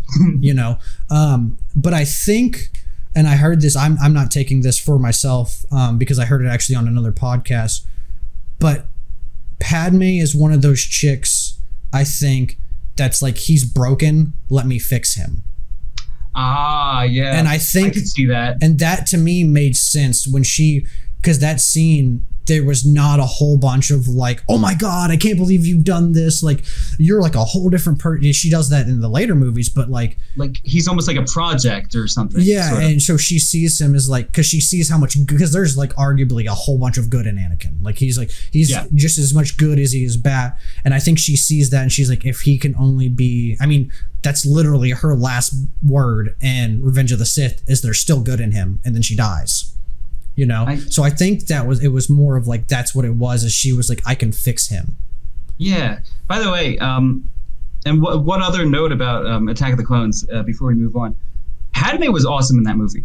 Oh, dude, that's my biggest gripe with Revenge of the Sith. She's underrated. sidelined so bad in Revenge of the Sith. Just Padme as a character is super underrated, and I think it is because of her treatment in Revenge of the Sith, especially when you think about the deleted scenes in which she actually made the rebellion. But like, she was awesome in Phantom Menace and Attack of the Clones, and like even in Clone Wars, like the TV show, she's awesome in that too. All right. Yeah, I mean, that's just one more note I want to touch on, is that like they did a good job with her in this movie especially. Oh, for sure. Well, there's I don't know if you've seen the concept art for it, but like I think in the original script, she went to Mustafar to kill Anakin. Like there's a oh, that would have been so cool. Yeah, there's like a concept. That would have been that much better. That would have like fueled Darth Vader's even worse spiral down. Like the woman, that would make sense. You turned her against me. That. Because like there's a concept art of like him standing with a lightsaber, and then it like pans like over his shoulder, and it's her, and she's like holding a knife. And I'm just like, oh, I wish you didn't tell me that. I wish you didn't tell me that. I like Revenge of the Sith a little less now. Yeah, I think there's rumors that her and George were beefing pretty bad. Oh man, I got something in my eye. But her and George had like maybe it was like a beef with like the character or how she was portrayed, and he kind of sidelined her because of that. I don't know if that's who knows if that's actually true. You never know. There's so many rumors in the industry and stuff. But that's one of the rumors I heard of why. Man, I'm sorry, I got something in my eye. Don't worry about it. But yeah, no, that's one. That's one thing that's been reoccurring that I've heard is like he kind of sidelined her because of that. That's so mean if that's true. Yeah, I hope not. But, I really hope not. But who knows? But all right, that was 5, right? Yes. So 6. Number 6 would be The Phantom Menace. Okay, that's what I figured it was going to be. Yeah, you kind of get this sense that you kind of understand why I'm saying I have a pretty basic list. But the Phantom Menace, like all the prequels and like Return of the Jedi, they're very flawed movies. And Phantom Menace was not the most auspicious note to start things off on for a new trilogy of Star Wars movies. But let me tell you something. Getting to sit in the theater. So I was fortunate enough to see the original 6 Star Wars movies leading up to The Force Awakens. Oh, dude, that's so cool. I haven't, but that's awesome. The pod racing scene in theaters great. is unbelievable. Oh, dude, I want to see it so bad. The sound design of like you hear the engines of like Sebulba's. Yeah. So and like the sound mixing and like the fact that there's no music until the final lap and like just the pod racing scene alone could have been like a short film and you could have called it Star Wars 1. Everyone would have loved it. Oh yeah. Oh yeah. And yeah, you have obviously one of the best lightsaber fights of all time with Qui-Gon Jinn, Obi-Wan, and Darth Maul. Oh yeah. Killing Darth Maul off in Phantom Menace is the biggest mistake they could have possibly made. Mm-hmm. I think that they should have kept either Darth Maul or Count Dooku. It should have been one or the other, and they should have lived until Revenge of the Sith. But you know, obviously you have Duel of the Fates, which is a classic film soundtrack. The soundtrack in general in Phantom Menace, obviously John Williams is a genius. He's a beast. You know, people like to rag on Phantom Menace, but people kind of forget that whole movie, not just Duel of the Fates, actually has a great soundtrack. Oh, for sure. I love Phantom Menace, man. I'm one of the no, I wouldn't say few because there are a lot of people who like Phantom Menace. I actually really enjoy Phantom Menace. That's probably one of my most watched. It's not my favorite, but it's definitely I think up there for like one of my most watched. Like I put it on the background quite a bit when I'm working on stuff. Yeah, I mean, it's also a shame. Like, I think the Phantom Menace unfortunately represented a bit of a low point for the Star Wars IP in general, and also for the Star Wars fandom in general. And I don't think that we've ever quite recovered from that. For sure. Like the shameful bullying of Jake Lloyd and Ahmed Best. Oh, it's ridiculous, dude. It's ridiculous. I think that's a pretty big like black mark on the Star Wars fan base in general. And like, you know, I'd like to hope that we've become a little better over the course of the years, but that was that's a very unfortunate moment in the history of this series. Oh yeah, I mean, it ruined Ahmed Best has kind of come back from it, but it ruined Jake Lloyd. Like, yeah, he's like nowhere near what like he used to be. And I thought he killed it as young Anakin. Like I had no problem with him, you know. Yeah, I mean, you know, you can't. And also, like, poor kid, like, was working his butt off the whole time. You can't expect like Oscar-worthy performances from a kid from a guy who hasn't directed a film in almost 30 years at that point, you know? Yeah, for sure. Or, 20 years, I guess. Yeah, so I think 84 was Return of the Jedi, and then 99 was Phantom Menace, so whatever math that is. But also, hugely underrated character was Qui-Gon Jinn. Oh, literally I think he's my third favorite character. I think that the prequel, you know, like I say, you know, the prequels have nuggets of greatness. Qui-Gon Jinn was one of those nuggets. And I think that if they took more time in Attack of the Clones to tell us, like, that Obi-Wan is completely out of his depth and that he just was not the guy meant for this. Because it was originally supposed to be Qui-Gon that trained Anakin. Right. Like, you could have leaned so hard into that. If Qui-Gon Jinn were here, none of this would have happened. 100%. No, it wouldn't. I really wish that the prequels leaned into that, because that's just another thing that like could have really elevated everything instead of us having to think critically about it, you know, 20 years after they came out. Like, oh yeah, Qui-Gon was alive, that wouldn't have happened. Yeah. If that was in the movies, I think that would have been fantastic. And Qui-Gon was such a...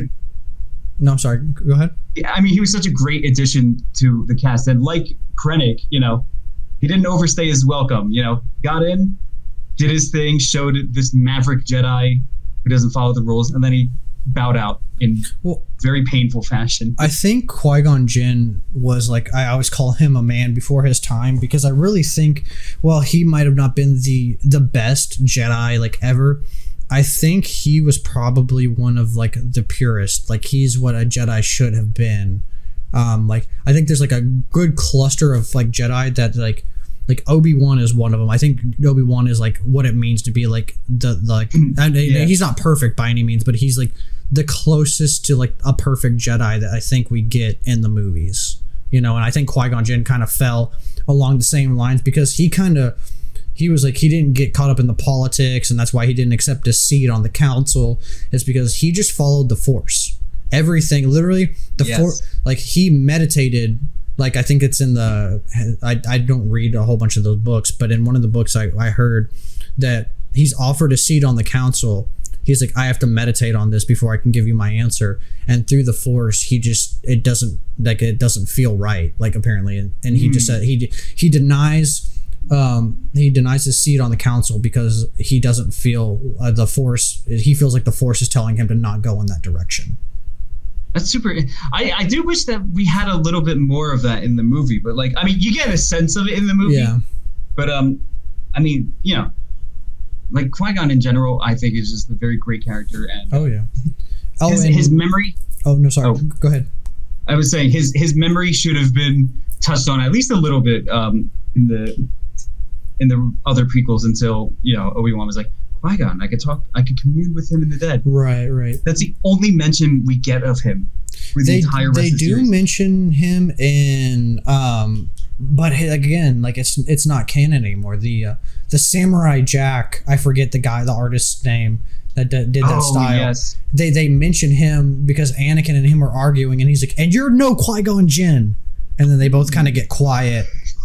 Why didn't we have that in the movies? Yeah, and I'm just like, and then Anakin's like, "I'm sorry, Master." He's like, he's just pinned up, and he's like, no. He's like, I know. He's like, I know. He's like, I agreed to take you on. They have like a little snippet of that in that clone, and I'm like, that's where I'm like, man, I wish if we would have had that scene, and even Revenge of the Sith or something like that, you know, or like at the very end of, you know, because I felt like Obi-Wan and Annie were beefing the most in 2. Yeah, like they had the most beef in 2. I think they could have like filled a time slot in there for that. Maybe, I don't know. I don't know. Perfect.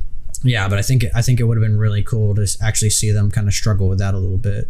I would have been talking about that scene and not the Sand People scene. Right. In Attack of the Clones. Yeah. So, number 7, appropriately enough, is The Force Awakens. It's number 7. Oh yeah. The Force Awakens. I mean, there's so much to love in The Force Awakens. I mean, my opinion of The Force Awakens is obviously contingent upon how I feel about Last Jedi and Rise of Skywalker, because The Force Awakens, no matter how good it is, can't really... It needs to... The other 2 movies got to kind of carry the torch for it in terms of... You can't really watch it by itself because it starts like this whole new story. And for that reason, The Force Awakens is just kind of by default ranked underneath the rest, because at least the prequels had like a pretty great ending. Right. But I know that there's a lot that can be said about like how it's a rehash of, you know, the original Star Wars, and that do we really need another Death Star? And my own personal shortcomings come in that, you know, obviously I'm a big like world building guy, and like I love looking into the universe, and like I would love to have gotten a little more context about what was going on, and like what the galaxy at large looked like, and who exactly the First Order was. For sure. But the characters were something else in that movie. I thought that just looking at The Force Awakens, you know, forgetting the sequels, our main cast of Rey, Poe, and Finn are sick. Oh, like, dude, they had so much potential. Like that's the thing is like Finn was basically I don't know like how many video games, Star Wars video games you played, but I want to say it's Jedi Academy or Jedi Outcast, maybe in both. But there's a stormtrooper called Kyle Katarn. And I know about Kyle Katarn. Yeah, he's a stormtrooper that turns into a Jedi, and I thought that's the direction they were going. I thought Finn was going to be the live action Kyle Katarn, and I was so happy. Kyle Katarn. That would have been cool. But even without his even without the Force, he's still such a compelling character in that, in the same way that Han Solo starts off, that he has, I think, in the first movie, he has the most well-defined arc out of any of the sequel characters. Who, Finn? In that he starts off as this coward, and then, by the end, he's ready to, he's found his calling, and because the whole movie spends running away, and then that crucial moment towards the end when he's about to fight Kylo Ren, and then, he's going to stand his ground, he ignites the lightsaber. The lightsaber he doesn't even know how to use, and then he charges Kylo Ren. that's some great character work in my opinion. And by the way, I love that he actually gets to hold his own against Kylo Ren. There's also something really, I think something that the sequels were awesome about was this theme of like passing the torch to the next generation.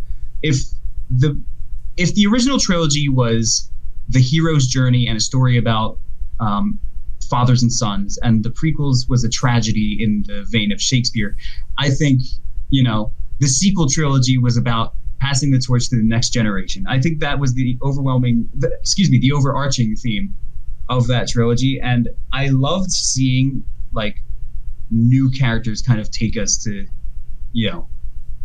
on our little tour through the universe, and like them learning about it alongside us and things like that. And also, we got to see some more of Harrison Ford and Carrie Fisher. There's the argument to be made that maybe Luke should have seen Han before he got impaled. But also, not only, actually, to go back with what I was saying about the next generation, I also love that the villains are next generation too, and that Kylo Ren he's growing up just like our main cast of characters is. And I thought that was pretty cool. And like, I love that people like to make fun of him for being like emo Kylo Ren, but like, like Luke Skywalker and like I Hate Sand Anakin, you gotta establish that petty low point so that, as the series progresses and like, Kylo Ren ideally would have become, in fact, I think, like sort of him going from this petulant boy to this like commanding antagonist for heroes to face off against.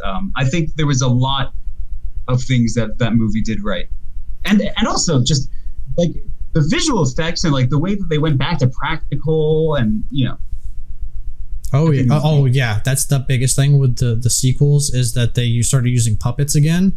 Like when they go into Maz's cantina or castle and they're like all like animatronics and stuff like that.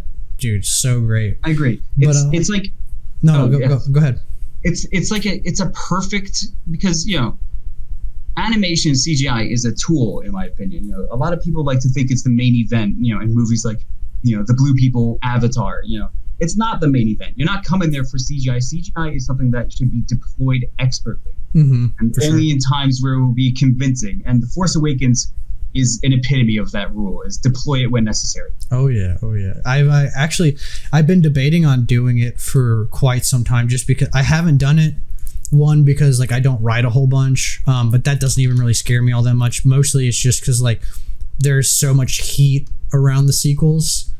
But I wanted to do a series where it was like, what if I wrote the sequel trilogy, like and like do my thing, and I'll give a few snippets of The Force Awakens, just my things that I personally think would have made The Force Awakens better. I would have made Poe related to Leia. Poe would have been a Skywalker. Ooh, I think it would have given more depth. Especially in that initial scene where Kylo interacts with Poe. If they were brothers, I think that would have been a more interesting dynamic. Also, the fact that he becomes the rebellion leader at the end, Leia passing the torch to like her next son. I thought that would be neat. And then a lot of stuff would stay the same, but I think instead of Rey going to I'm blanking on the name of that planet, Octu, instead of her going to like Octu and like handing Luke the saber, one of my biggest problems with the ending of that movie is that Kylo gets bested by two people who have never held a lightsaber in their life. And I'll explain this too, because like I said, like I'm not just gonna talk like crap on something and then just be like, oh, it's garbage. I'll give my explanation behind it. Okay, so I know he was shot by Chewbacca's blaster bolt, right? He was shot in the side. Definitely gonna knock him down quite a few inches. Like the fact that he can take a hit from that. I mean, especially when it sends stormtroopers flying, and the fact that he just tanked it and then just kept going. Yeah. But you can chalk that up to the Force. I think you can feel that fuels his hatred. Right. The fight between him and Finn would have played out the same. I think they did a good job. Finn held his own. He got in some hits, and then Kylo ended up besting him. That was my favorite scene in the movie. What I would have, yeah. No. It's all good, man. I don't want to talk. This is your story, so I don't want to talk over you. This is my Star Wars story, but I just wanted to share this little tidbit. So I would have had him. Basically the same thing happened, and then Rey picks up the lightsaber. Definitely the whole scene where she contemplates like killing him, and like, you know, she hears the voices and they fight and they struggle. And the thing that took me out of that scene is the only reason why she won is because the Force was awakened inside of her. And to me, for some reason, that just felt cheap, and I feel like it kind of lessened her character. I don't care. I get that. I don't care how good you are, whatever. If you are a trained, essentially soldier, because that's what Kylo Ren was, is like he's basically a warrior. If you're a trained warrior, in very, very, very few cases would a new warrior ever beat an old, experienced warrior. Yeah. Like, it doesn't happen in martial arts. It doesn't happen in boxing. Like, no, in no way does a new fighter mess up. And like I said, they might get some lucky shots in, they might do, but at the end of the day, experience wins everything. And I think that's where a lot of her, like, people calling her a Mary Sue, and I think they could have fixed it with that, is like at the very end, he would have actually like bested her, and then I think that's where Luke should have came in and like kind of pushed Kylo back, and then she goes and trains with Luke. And honestly, I wanted Finn to train with him too. Like, I wanted both of them to go and be trained by Luke. But I think that would have been cooler, and we would have gotten a little bit more Luke Skywalker action. And also, I think it would have given Kylo a little bit less of like a whiny boy vibe if he would have like fought Luke. Like, because who can beat Luke Skywalker? You know, like that exactly. Kind of but if he could have even like kind of like how Finn did, like how Finn held his own. If Luke could have like, and then you could have like chalked it up to how like the, you know, how like the peninsula or whatever split, and that's how like what saved him. You could have had the exact same thing happen, but I think it would have given Rey more depth, that Rey needs more training, but she's still capable and she can hold her own against somebody who's been training in the Force for a while. I think it would have empowered her, and it would have made her a stronger character in the next movie to come back and like really hold her own against Kylo. I mean, Mark Hamill agrees with you. He actually said basically the exact same thing that you did. He really? About. No way. That's crazy. He was saying in an interview, he said that had he been in charge, when the lightsaber's jiggling in the snow and then flies back, he said that it should have been Luke that caught it. In his mind. But then he, you know, I would have had it happen a little later, because you do Rey is the main character. She needs her own combat. She needs to be shown that she can prove. So I would have had her fight a little bit. But I would have had it like, maybe the same thing happens where like he just like disarms her and it goes flying out in the snow, and then he reaches for it again, and then it flies past him again, or something like that. Or, you know, who knows what the scene could actually be, but something along those lines, and then Luke catches it and is like, oh, now we get that. You know, but yeah.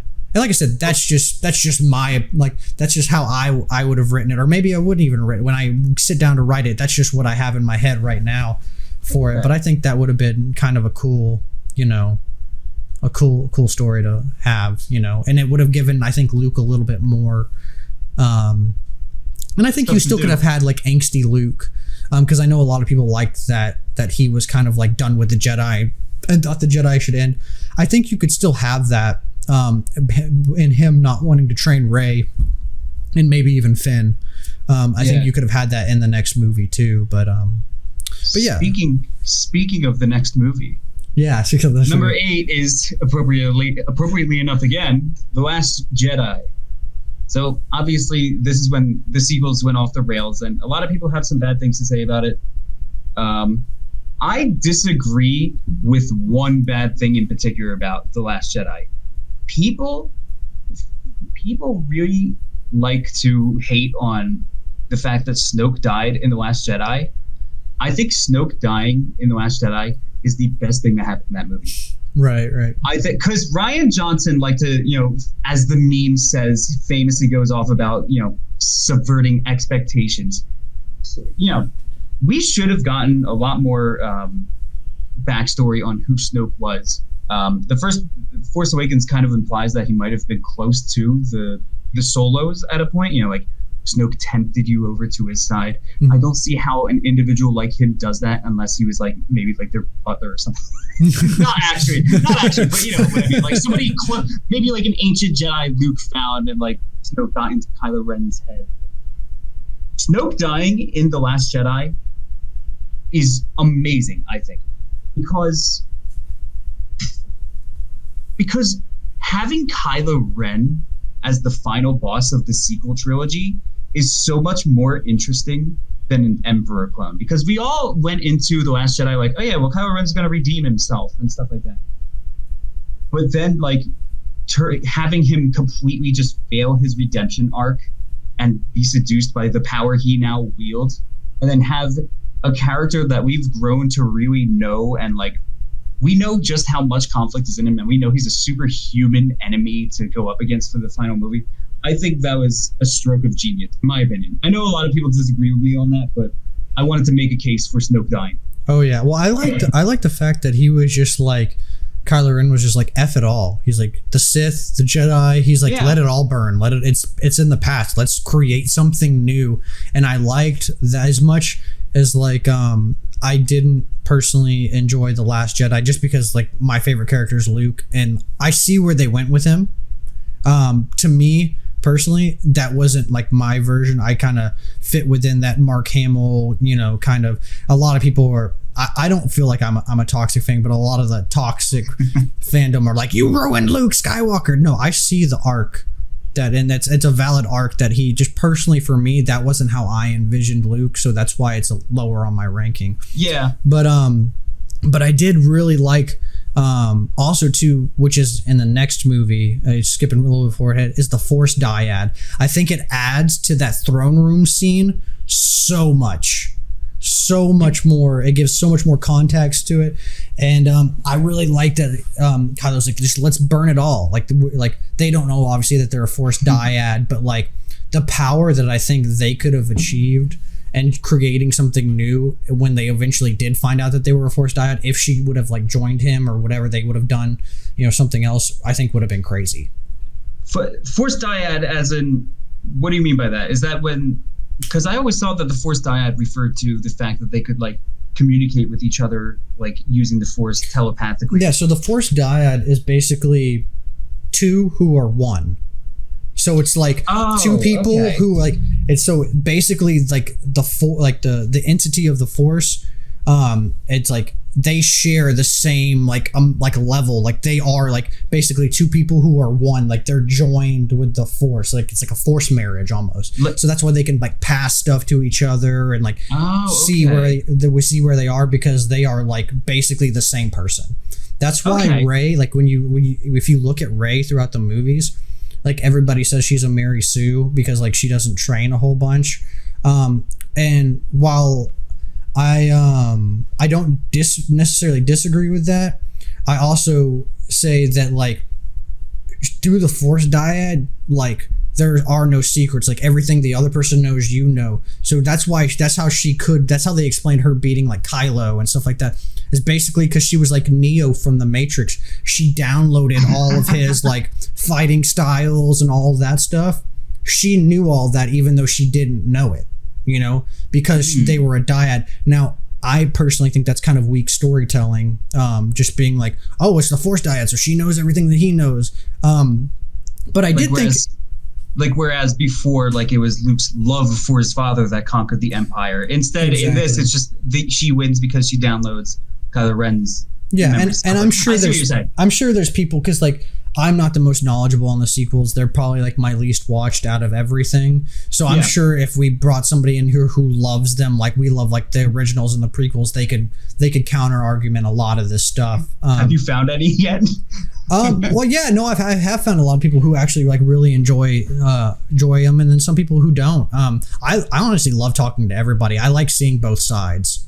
You know, I like getting different perspectives than my own.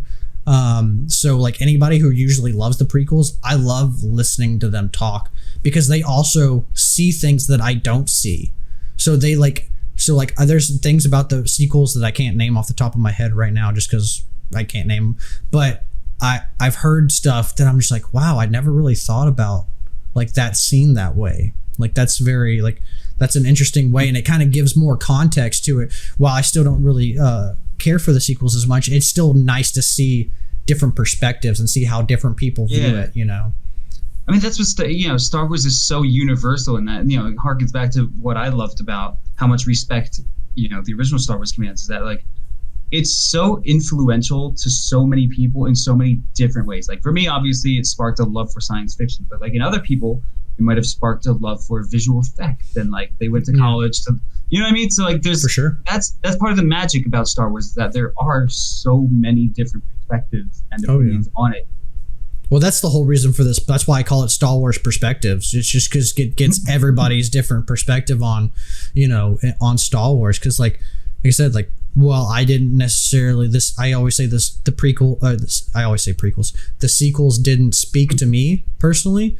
I always love having people on who love the sequels, because like that's what got them into Star Wars. That's like their niche, and it's interesting to see why they kind of like your mind and how your mind works, and how like you fell in love with that series. And I wanted to touch on like one thing, and then we'll get back to your ranking. It like one thing that really bugged me, and there were some times when I did feel this, but like in Star Wars, even though the Force is kind of glanced over, like most of the time it's just like, oh, you can Force push people and choke them and stuff like that. I really love the spiritual side of the Force, and I felt like you feel that a lot with the prequels and the original trilogy. And to me, I just didn't feel it I didn't feel like I knew what the Force was while I was watching the sequels.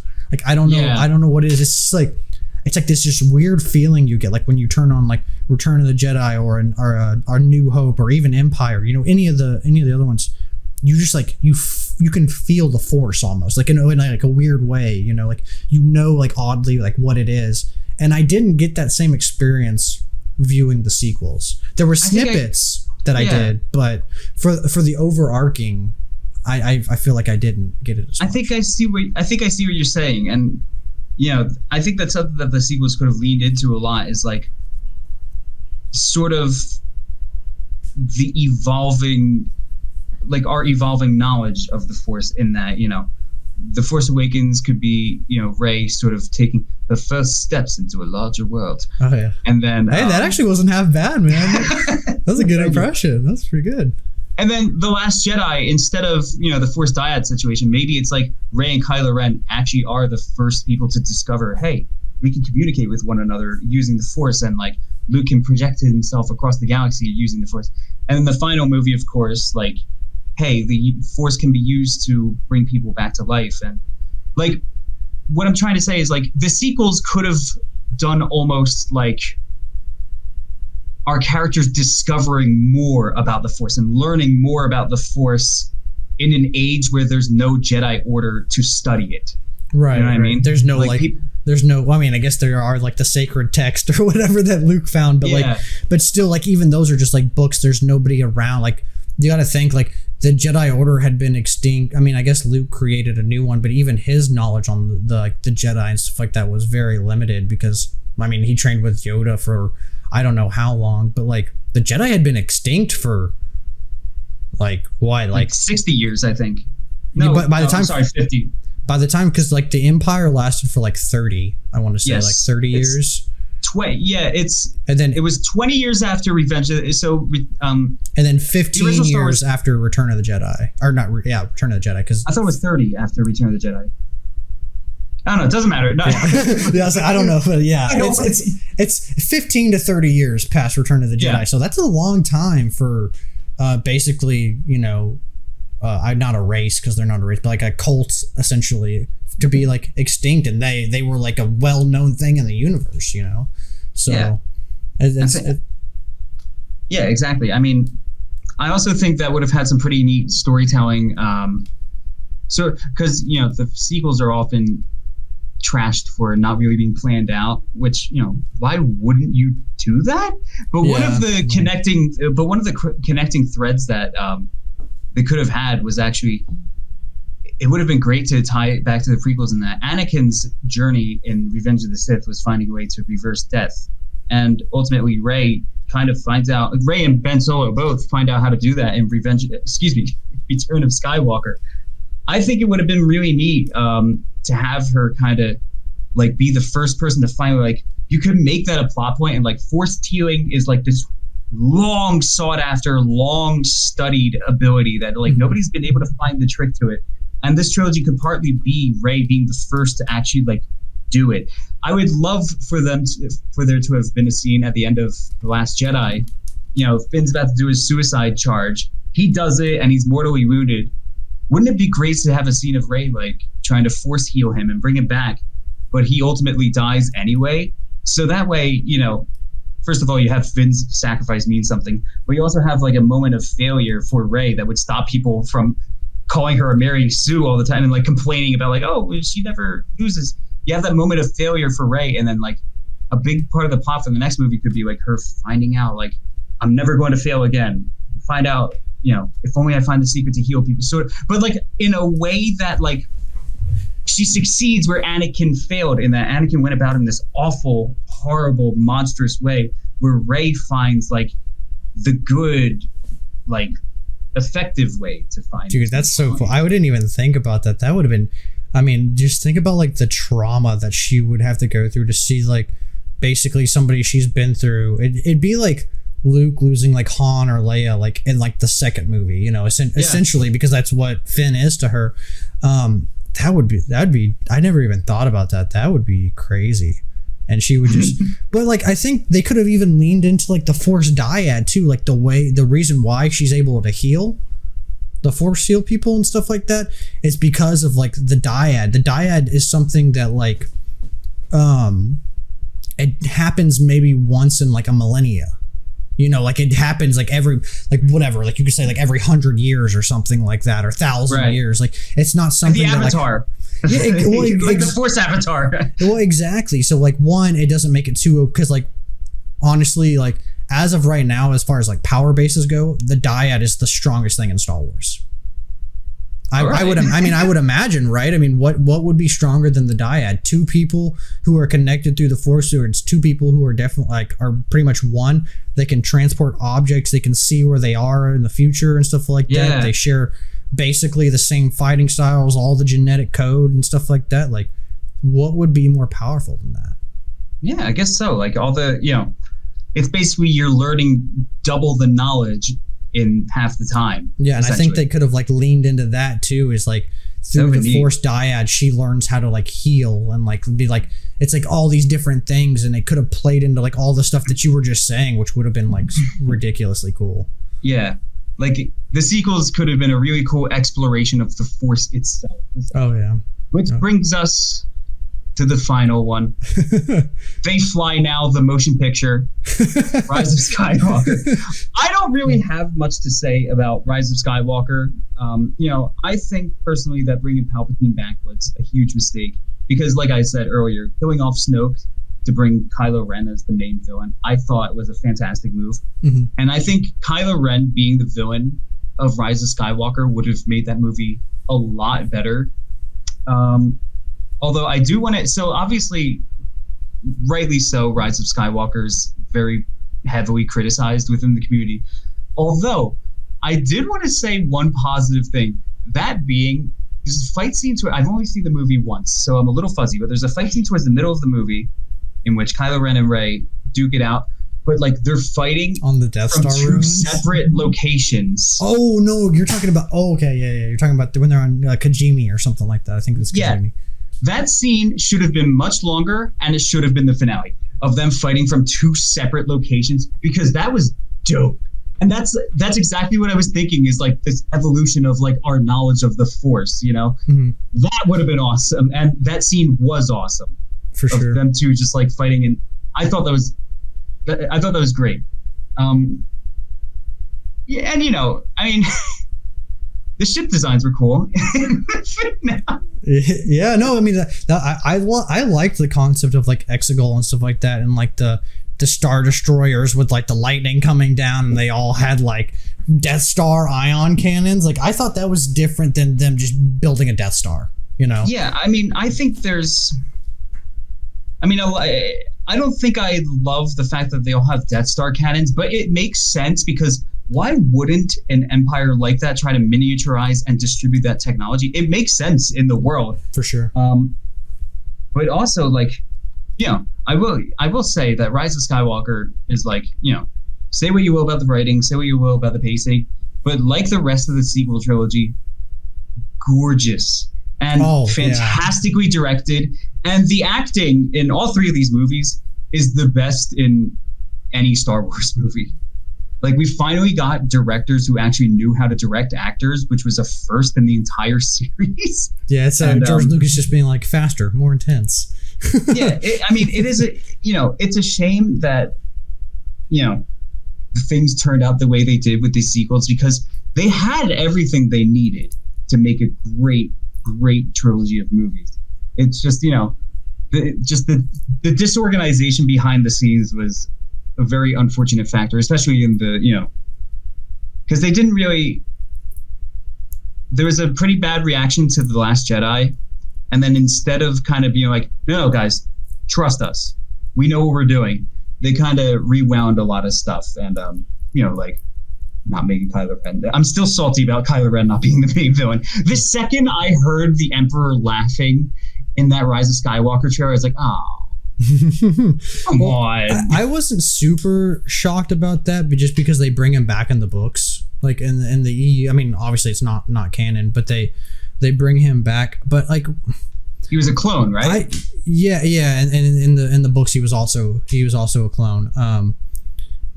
I just wish they would have, like you said, like I wish they would have done, because like to me what the sequels felt like is just like JJ created something, then Ryan was like, hey, I don't really like what you created, I'm gonna make my own thing, and then JJ came back and was like, hey, I don't really like what you created, I'm gonna go with what I originally had planned, but now I have to modify that plan because you changed my original plan. They tried the Marvel formula, in which all the Marvel formula being every director has complete autonomy over the movie's story and writing. And that worked for Marvel because a lot of the Marvel movies are very separate from one another. Yeah. But to do that for a trilogy in which each movie is interconnected and has a lot of story threads that rely upon one another throughout the whole trilogy. Yeah. Maybe have a couple guys up top saying what you can and cannot do across the whole trilogy. Well, that's what I would have done, honestly. If I was in charge, I would have been like, I don't think having different directors was a bad call. No, I think the original trilogy had different directors. Yeah, I think what they should have done is they should have had, like, not one writer, because obviously there's never one writer, but like a group of writers write out the whole story, and then those directors can direct that. You can't change the story, but like you can direct that story however you see fit. And I think I would have done better. That's directing in general. I mean, most movies, directors don't have any say over, the writing. They're just there to be like, okay, actors, convince me. Yeah, well, like, basically their job. I think, and that's what I'm saying. Is like, I just feel like there was almost like too many. What's the saying? It's like too many cooks in the kitchen or something like that. Yeah. I just, and it hurts me too, because like I was super hyped for like The Force Awakens. Like, I love the characters. Everyone. I was like, oh man, these are cool. Like the First Order troopers looked freaking sick. Like all the characters had so much potential. And then I just feel like they were trying to go in so many different directions that none of the characters got explored to their fullest potential. And that was like my biggest thing with it. It's just like, man, you give us these cool characters and then you don't explore. That's why, honestly, I don't think they will, because of how like a mixed bag the sequels is. But if they created something like the Clone Wars TV show, but for like the sequel trilogy, to give context to a lot of stuff, I think that could fix a lot of things. Because I think what the sequel trilogy is missing is context. Like, there's a lot of like stuff that's not explained, and I feel like if basically what they did for Clone Wars, because like Attack of the Clones was really crapped on, and so they made Clone Wars to kind of explain a lot of the stuff. I feel like if they did the same thing with the sequels, and you can put it in between Force Awakens to Last Jedi or Last Jedi to Rise of Skywalker. I don't know how much time elapses between the films, right. But I feel like you could add something in there to give it way more context. I think I would agree, except for the point that having Emperor Palpatine be alive, whether it's in the EU or in Rise of Skywalker, I think that completely undoes every ounce of meaning that Anakin Skywalker's story had. His entire story was about him conquering his inner demons and conquering the dark side, and then ultimately sacrificing his life for his son to defeat a man who manipulated him his entire life. And like the whole Chosen One situation, I think bringing back Palpatine in any way completely undoes Anakin's sacrifice. Because what was it all for if the guy didn't even die? Yeah, you know what I mean? I usually defer and not speak on that because I've heard arguments for both sides, and I'm like, man, I see both sides. Like, I really don't know, like what the best move is for that. One of the only things that I didn't like is like, man, you're really gonna tell me Palpatine dies from doing lightning 3 times in a row? You're gonna tell me the smartest dude in the galaxy doesn't understand that, hey, if I shoot lightning at a lightsaber, it's gonna mess me up. He does it in Revenge of the Sith. He does it in Return. Well, I guess he's just zapping Luke in Return of the Jedi, but that inevitably kills him because he's just so filled with like hatred and like he's just so focused on hurting Luke that he gets thrown over the balcony and then into like the power converter unit or whatever. And then he's just gonna do the same thing with Rey. Like, you're gonna tell me he goes out the exact same way? I thought that they could have been a little bit more creative with that ending. Yeah. And just have her go out. And also too, like, she kind of did what he wanted her to do. How do you mean? So he wanted Rey to kill him so he could live through her. Oh. And she does that, just not in the way that he exactly wanted to. We got like this, not like this. Time out. No, but like I said, you know, and like I said, like when I talk about this stuff, if you like the sequels and you like, even if you like right, because I know Rise of Skywalker is some people's favorite, like they love that movie. Right. I'm not trying to take away anything from your guys' experience. You like what you want to like, you love what you want to love, and I'm a strong believer in that, and you stick to it, you know, no matter what anybody thinks.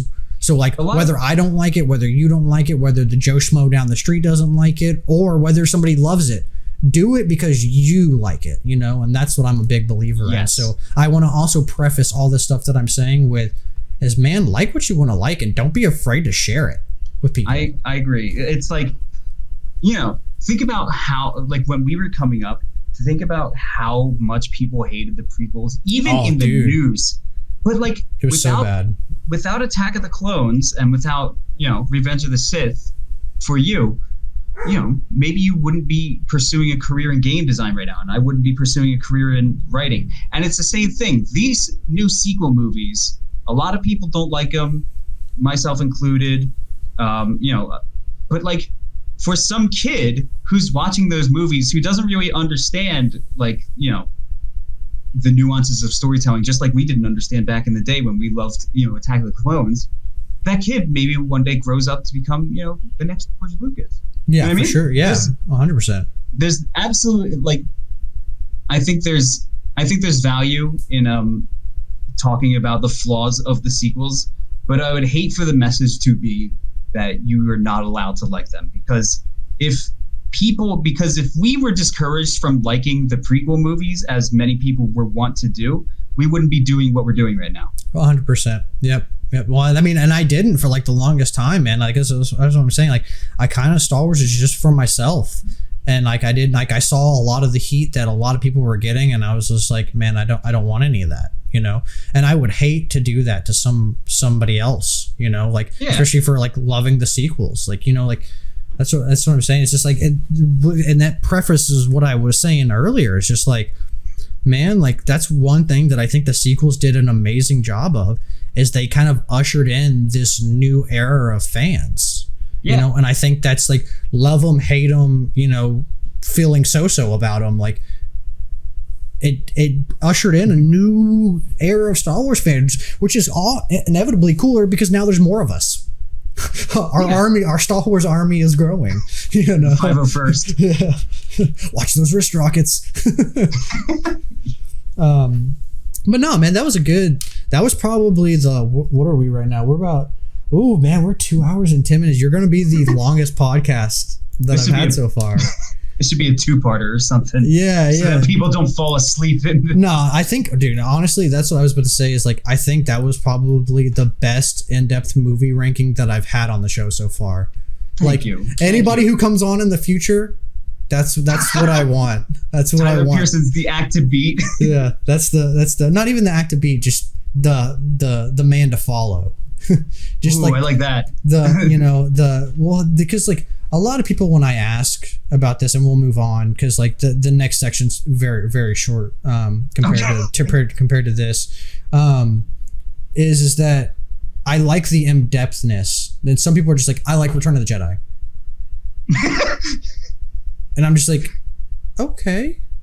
And, you know, you kind of got to nudge people, but like, I felt like I didn't have to nudge you at all, which was really great. And sometimes you're just going to have that because people don't know. And sometimes when people get put on the spot, me being one of those people, your brain just goes, you know. I agree. Yeah. You know, and you're just like, oh man, I should have said, like thinking back on it, like, oh, I should have said that, or I should have said that. But well, I appreciate that. That's very kind. Yeah, of course, man. I've been like I said, I've been looking forward to this podcast for a while because I know you're a huge Star Wars fan, just like me. The most ambitious crossover event in history. Yeah. But so the next segment that I have is called Mynonk Minutes, where I basically just kind of like rapid fire ask you a whole bunch of like kind of pretty much your favorites of Star Wars. And you can, like I say, rapid fire, but you can take as long as you want to. They're just kind of shorter questions. So the first Mynonk question that I'm going to ask you is, if you were in Star Wars, who would you be? And I'm not saying like, oh, I'd be Qui-Gon Jinn or I'd be Anakin. Like, would you be a Sith? Would you be a Jedi? Would you be a Mandalorian? Like, what kind of like maybe like faction, I should say, would you be in? I'd be the guy running out of Cloud City with like that pool tube. With the ice cream machine. Yeah, exactly. No, I don't know. I mean, you know, ideally, you know, being a bounty hunter sounds cool because your services are always required because because obviously the galaxy is always in turmoil, so you don't have to worry about job security, and you can always work for the winner. So you don't really have anybody coming after you. You don't have any allegiances either. Like it's just exactly. Like yourself. And the bounty hunters just in general just have such a cool, unique style that you don't get to see in the rest of the series. Oh, yeah. So, you know, the idealized version of that answer is I would like to be a bounty. And also, you know, sometimes there's justice that needs to be fished out. Bounty hunters go after bad people. They're not all Boba Fett's who work for the Empire. Yeah. Even though I think the Empire is the one who's running the toilets. So, I mean, you know, like him or hate him. I think Din Djarin is a good example of that because he's a bounty hunter, but he does a lot of good as well. He's just not all like in it for the money and stuff like that, you know? Yeah, exactly. So idealized, it would be cool to be a bounty hunter. Realistically, I would be the dude running away from stormtroopers. That's funny. That's really funny. If you had to be trained by somebody, again, being Jedi, bounty hunter, Sith, who would you pick to be trained by? Not Obi-Wan, because we all know what happened there.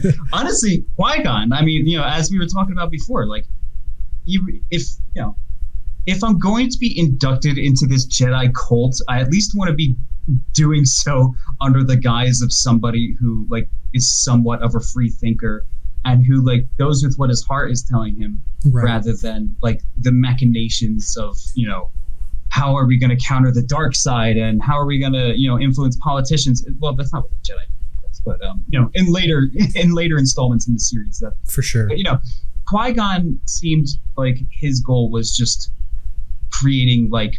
was finding enlightenment. You know what I mean? Mm-hmm. And that's ideally what the Jedi are all about. That's not what prequel era Jedi are all about. But, you know, the whole light side ethos, I feel like Qui-Gon was the closest to ever coming to the light side.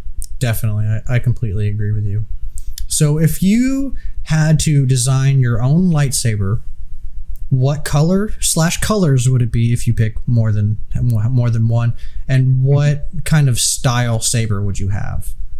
Ooh, okay. I was just playing Beat Saber not too long ago, so I like the idea. Dude, I haven't played that yet, and I want to play it so bad. Dude, don't worry about getting a Peloton. Don't worry about your gym membership. Just get Beat Saber, and you will be fit for the rest of your life. Start playing Through the Fire and the Flames. Yeah, exactly. I don't know. I think I would opt for a single lightsaber. I feel like you can put more power into. I don't think a lot about how I'm going to be striking people with blades, but I'd imagine there's more power behind it. You get to have more control than just wavy arms or like a staff saber that you can't use in hallways. But I guess I'm not too caught up on like the lore of like what each individual saber color represents. I know that blue is for more the defensive Jedi, I think, and green is for like the ones who are like scholars of the Force. Yeah, I think that's, to my knowledge. I just picked based on like what colors I like, but yeah, I think that's, and then like yellow is like justice or something like that. Like yellow is like for.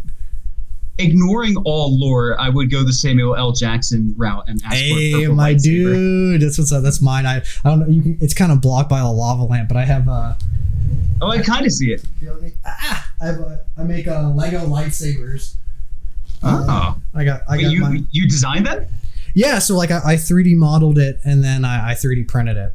So. Oh my God! Wait, I thought it was built of Lego, but no, it's actually a life-size Lego store. That's awesome. Yeah. So like I can hold it in my hand and stuff like that. I want to do a double-bladed one eventually, but I haven't gotten. Oh, that's great! I love that. Yeah, but yeah, no, I'm right there with you with the purple lightsabers, man. I want. I actually really like the one from Force Unleashed where it's like kind of like the dark saber, where instead of a white middle, it's a black middle, and then it's purple on the outside. I really think that's a cool version of the purple lightsaber as well. But no, that's awesome, dude. Purple. So you would have a single bladed purple one. Okay. Yeah. Okay. That's pretty cool, man. That's pretty cool. A lot of people say purple. I thought I was the only purple like lover in this thing, and like so many people have been like, yeah, I want a purple lightsaber. I'm just like, man, I'm a connoisseur of purple. But so this one you can either do 3 characters or 5 characters depending on how many like you have off the top of your head. But can you name your top characters? They don't have to be in any order or anything like that. Just either top 3 or 5 characters. Well, I think number 1 is Obi-Wan. Okay. Because I think there's Space a lot Jesus. of Space Jesus, the actual Jesus. No, it's just like he's, he wears so many different hats throughout the series as like the Padawan, the mentor, the old wise man the kingmaker almost, who ushers our heroes away into their journey. And it's just like, obviously Ewan McGregor's performance as Obi-Wan was just fantastic. Legendary. Like all of it. Yeah. How I love the character aspect of like, he was like witty and always like insulting his opponents the way that like, Peter Parker would. He's got those little quips. Yeah, exactly. So I always enjoyed that about Obi-Wan. And I also love Luke Skywalker because of like he has such a strong character arc throughout the original trilogy, going from, like I said, whiny farm boy to like the best epitome of both the light and the dark side. Like, light side as in, all the merciful qualities that the Jedi aspire to, and dark side in terms of all of the like, if you mess with me, I'll mess you up. Yeah, like you mess with me, I'll mess you up. And also like gets things done, because the Jedi, in their desire to stay within the light, kept themselves in gridlock, and Luke was kind of immune. They can be very indecisive. Yeah, exactly. Luke, and also just the sheer like, how Mark Hamill's always going off about how like optimistic a character he was. I mean, I think that's something that is missing from a lot of our, the Dark Knight era action films nowadays. It's like, for sure, he kept that sense of wide-eyedness, but he still managed to like become the best part of himself. That's why he's my favorite, is because of the optimism. Because like I feel like for me, like that's what I connect with him the most is because like I feel like I also have a lot of optimism, and that's what connected me to that character specifically. Yeah, he shows people that you don't have to be like a hardened killer to like actually win. He shows us that like really love is what saved the galaxy from the Imperial reign, you know? Also that you don't have to be perfect either, because he's not perfect at all. Because he's not the one that beats Palpatine, you know? Like he's a deeply flawed, imperfect character, and that makes him that much more relatable to us, which is very important in a story where people can move stuff with their minds. For sure. Yeah, definitely. And I guess, so number 3 for me would probably be, definitely be Han Solo. Okay. Because he's really like our only peek into like the going-ons of the Star Wars world that isn't, at least in the original trilogy, he's our only view into the rest of the Star Wars universe that isn't Empires versus Rebel. Right. You know he's a smuggler.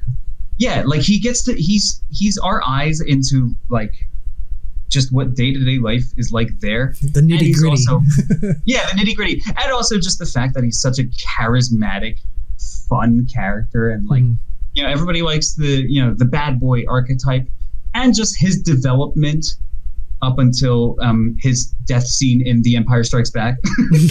I think he's also, like Luke, just such a richly developed character in that, in where Luke becomes the best version of himself by like training to be a Jedi and like, sort of finding inner peace. Han Solo it's almost like he regains the qualities that made him good, because he starts off as obviously, a terrible person, and like his development almost like redeeming himself to become like an actual human. Right. So those would be my top 3, I think. Okay, cool. Do you have a favorite musical score? That's tough. I know there's so many. One of my, I'm assuming a lot of people say, Duel of the Fates and whatnot, but I would like to counter with, I don't know if this is necessarily my number 1 favorite, but this is the one that I can think of off the top of my head right now, is the track Anakin's Dark Deeds from Revenge of the Sith. Oh, dude, so good. The na na na na na. That is the feeling that you should get from the prequels in the span of like a minute and a half of sound. Yeah, when he's like crying, like sitting in the Jedi like basically council by himself, isn't it? I think that's where it plays, doesn't it? It's that. I know what you're talking about. That's more of a choral kind of like, you hear like a woman kind of like, nah. Yeah. Oh no, Dark Deeds is when he's actually like going. He's to, like, on Mustafar. Oh no! I know what you're. Yeah. Okay, you're right. When he's standing on the balcony and you can see him kind of tearing up. It's like, it's that part. Yeah. Dude, such a awesome scene. It's just like, it's all of the tragedy of Revenge of the Sith just poured into this track that's overflowing with it. I think it's great. Oh yeah, for sure. All right, and to kind of wrap it up, I like to do like a light and fun kind of like wrapping up question. All right. If you got a call from Lucasfilm and they were like, Tyler, we're out of ideas. We need an idea. It can be a book, it can be a video game, it can be a movie. What Star Wars story would you pitch them? Ooh. Like, Jesus. So it can literally be anything you want. You would just have to pitch them a story in any medium. It's such a massive, massive universe. I think that's what I would do. I think The Mandalorian had the right idea in that it focused on like a lot of stuff that didn't have much to do with like the Skywalkers and the Jedi and the Sith. I think I would go that same route. I think the idea I would pitch would be something relating probably to the criminal underbelly of Star Wars, or even like a smaller scale conflict that's happening, like, the Rebels versus the Empire is like a galaxy spanning conflict. But what about like, I would love to tell like a small, like personal Star Wars story that has maybe like, mentions of Jedi and Sith and mentions of the Rebel and Empires, but like something like intimate and like, characters we've never seen before, places we've never seen before. because Star Wars is such a vast universe, and we only ever really see it from the point of view of a select few people from a select few cultures. It's an entire galaxy's worth of cultures and civilizations and aliens and different beliefs and ideologies. And I think whatever I would write would explore something that hasn't been explored in that universe before. Cool. Yeah, I don't think I've ever gotten that answer before. It's a very interesting one. I'm curious to see. So would you make it like a book series? Would you make it like a TV show? What would you want to make it? I think TV. I think TV. Because books, obviously, that's what I like, but TV is. I think you can do so much more with television than you can with film at this point, because film, obviously, you have the advantage of budget, but television, you have the advantage of time. Could you imagine the original Star Wars trilogy if we had like 10 hours to get to know Luke Skywalker and 10 hours to get to like all the depth of character that implies? I think I would make it a TV show. There's a lot that you can do. There's a lot of like slow moments that you can savor so that you can care when people are getting shot and blown up and cut by lightsabers and stuff. For sure, man. Well, that's awesome. Well, I thank you for taking the time. We're almost at about 2 hours and 30 minutes. Oh my God. So I appreciate you taking 2 hours out of your life to sit here and nerd out with me about Star Wars. Did you have anything that you wanted to plug for the audience? Oh yes. Well, I am an author who is in the midst of writing a novel, about to start a new novel. I'm developing my own little universe in the tradition of Star Wars. And I actually, I have a short story published right now known as Line of Sight, which is on the Bewildering Stories website, which, I wouldn't recite an HTML link on the podcast itself, but I'll link it down below. I'll grab all the stuff from you, and so everybody can just click on it, easy access.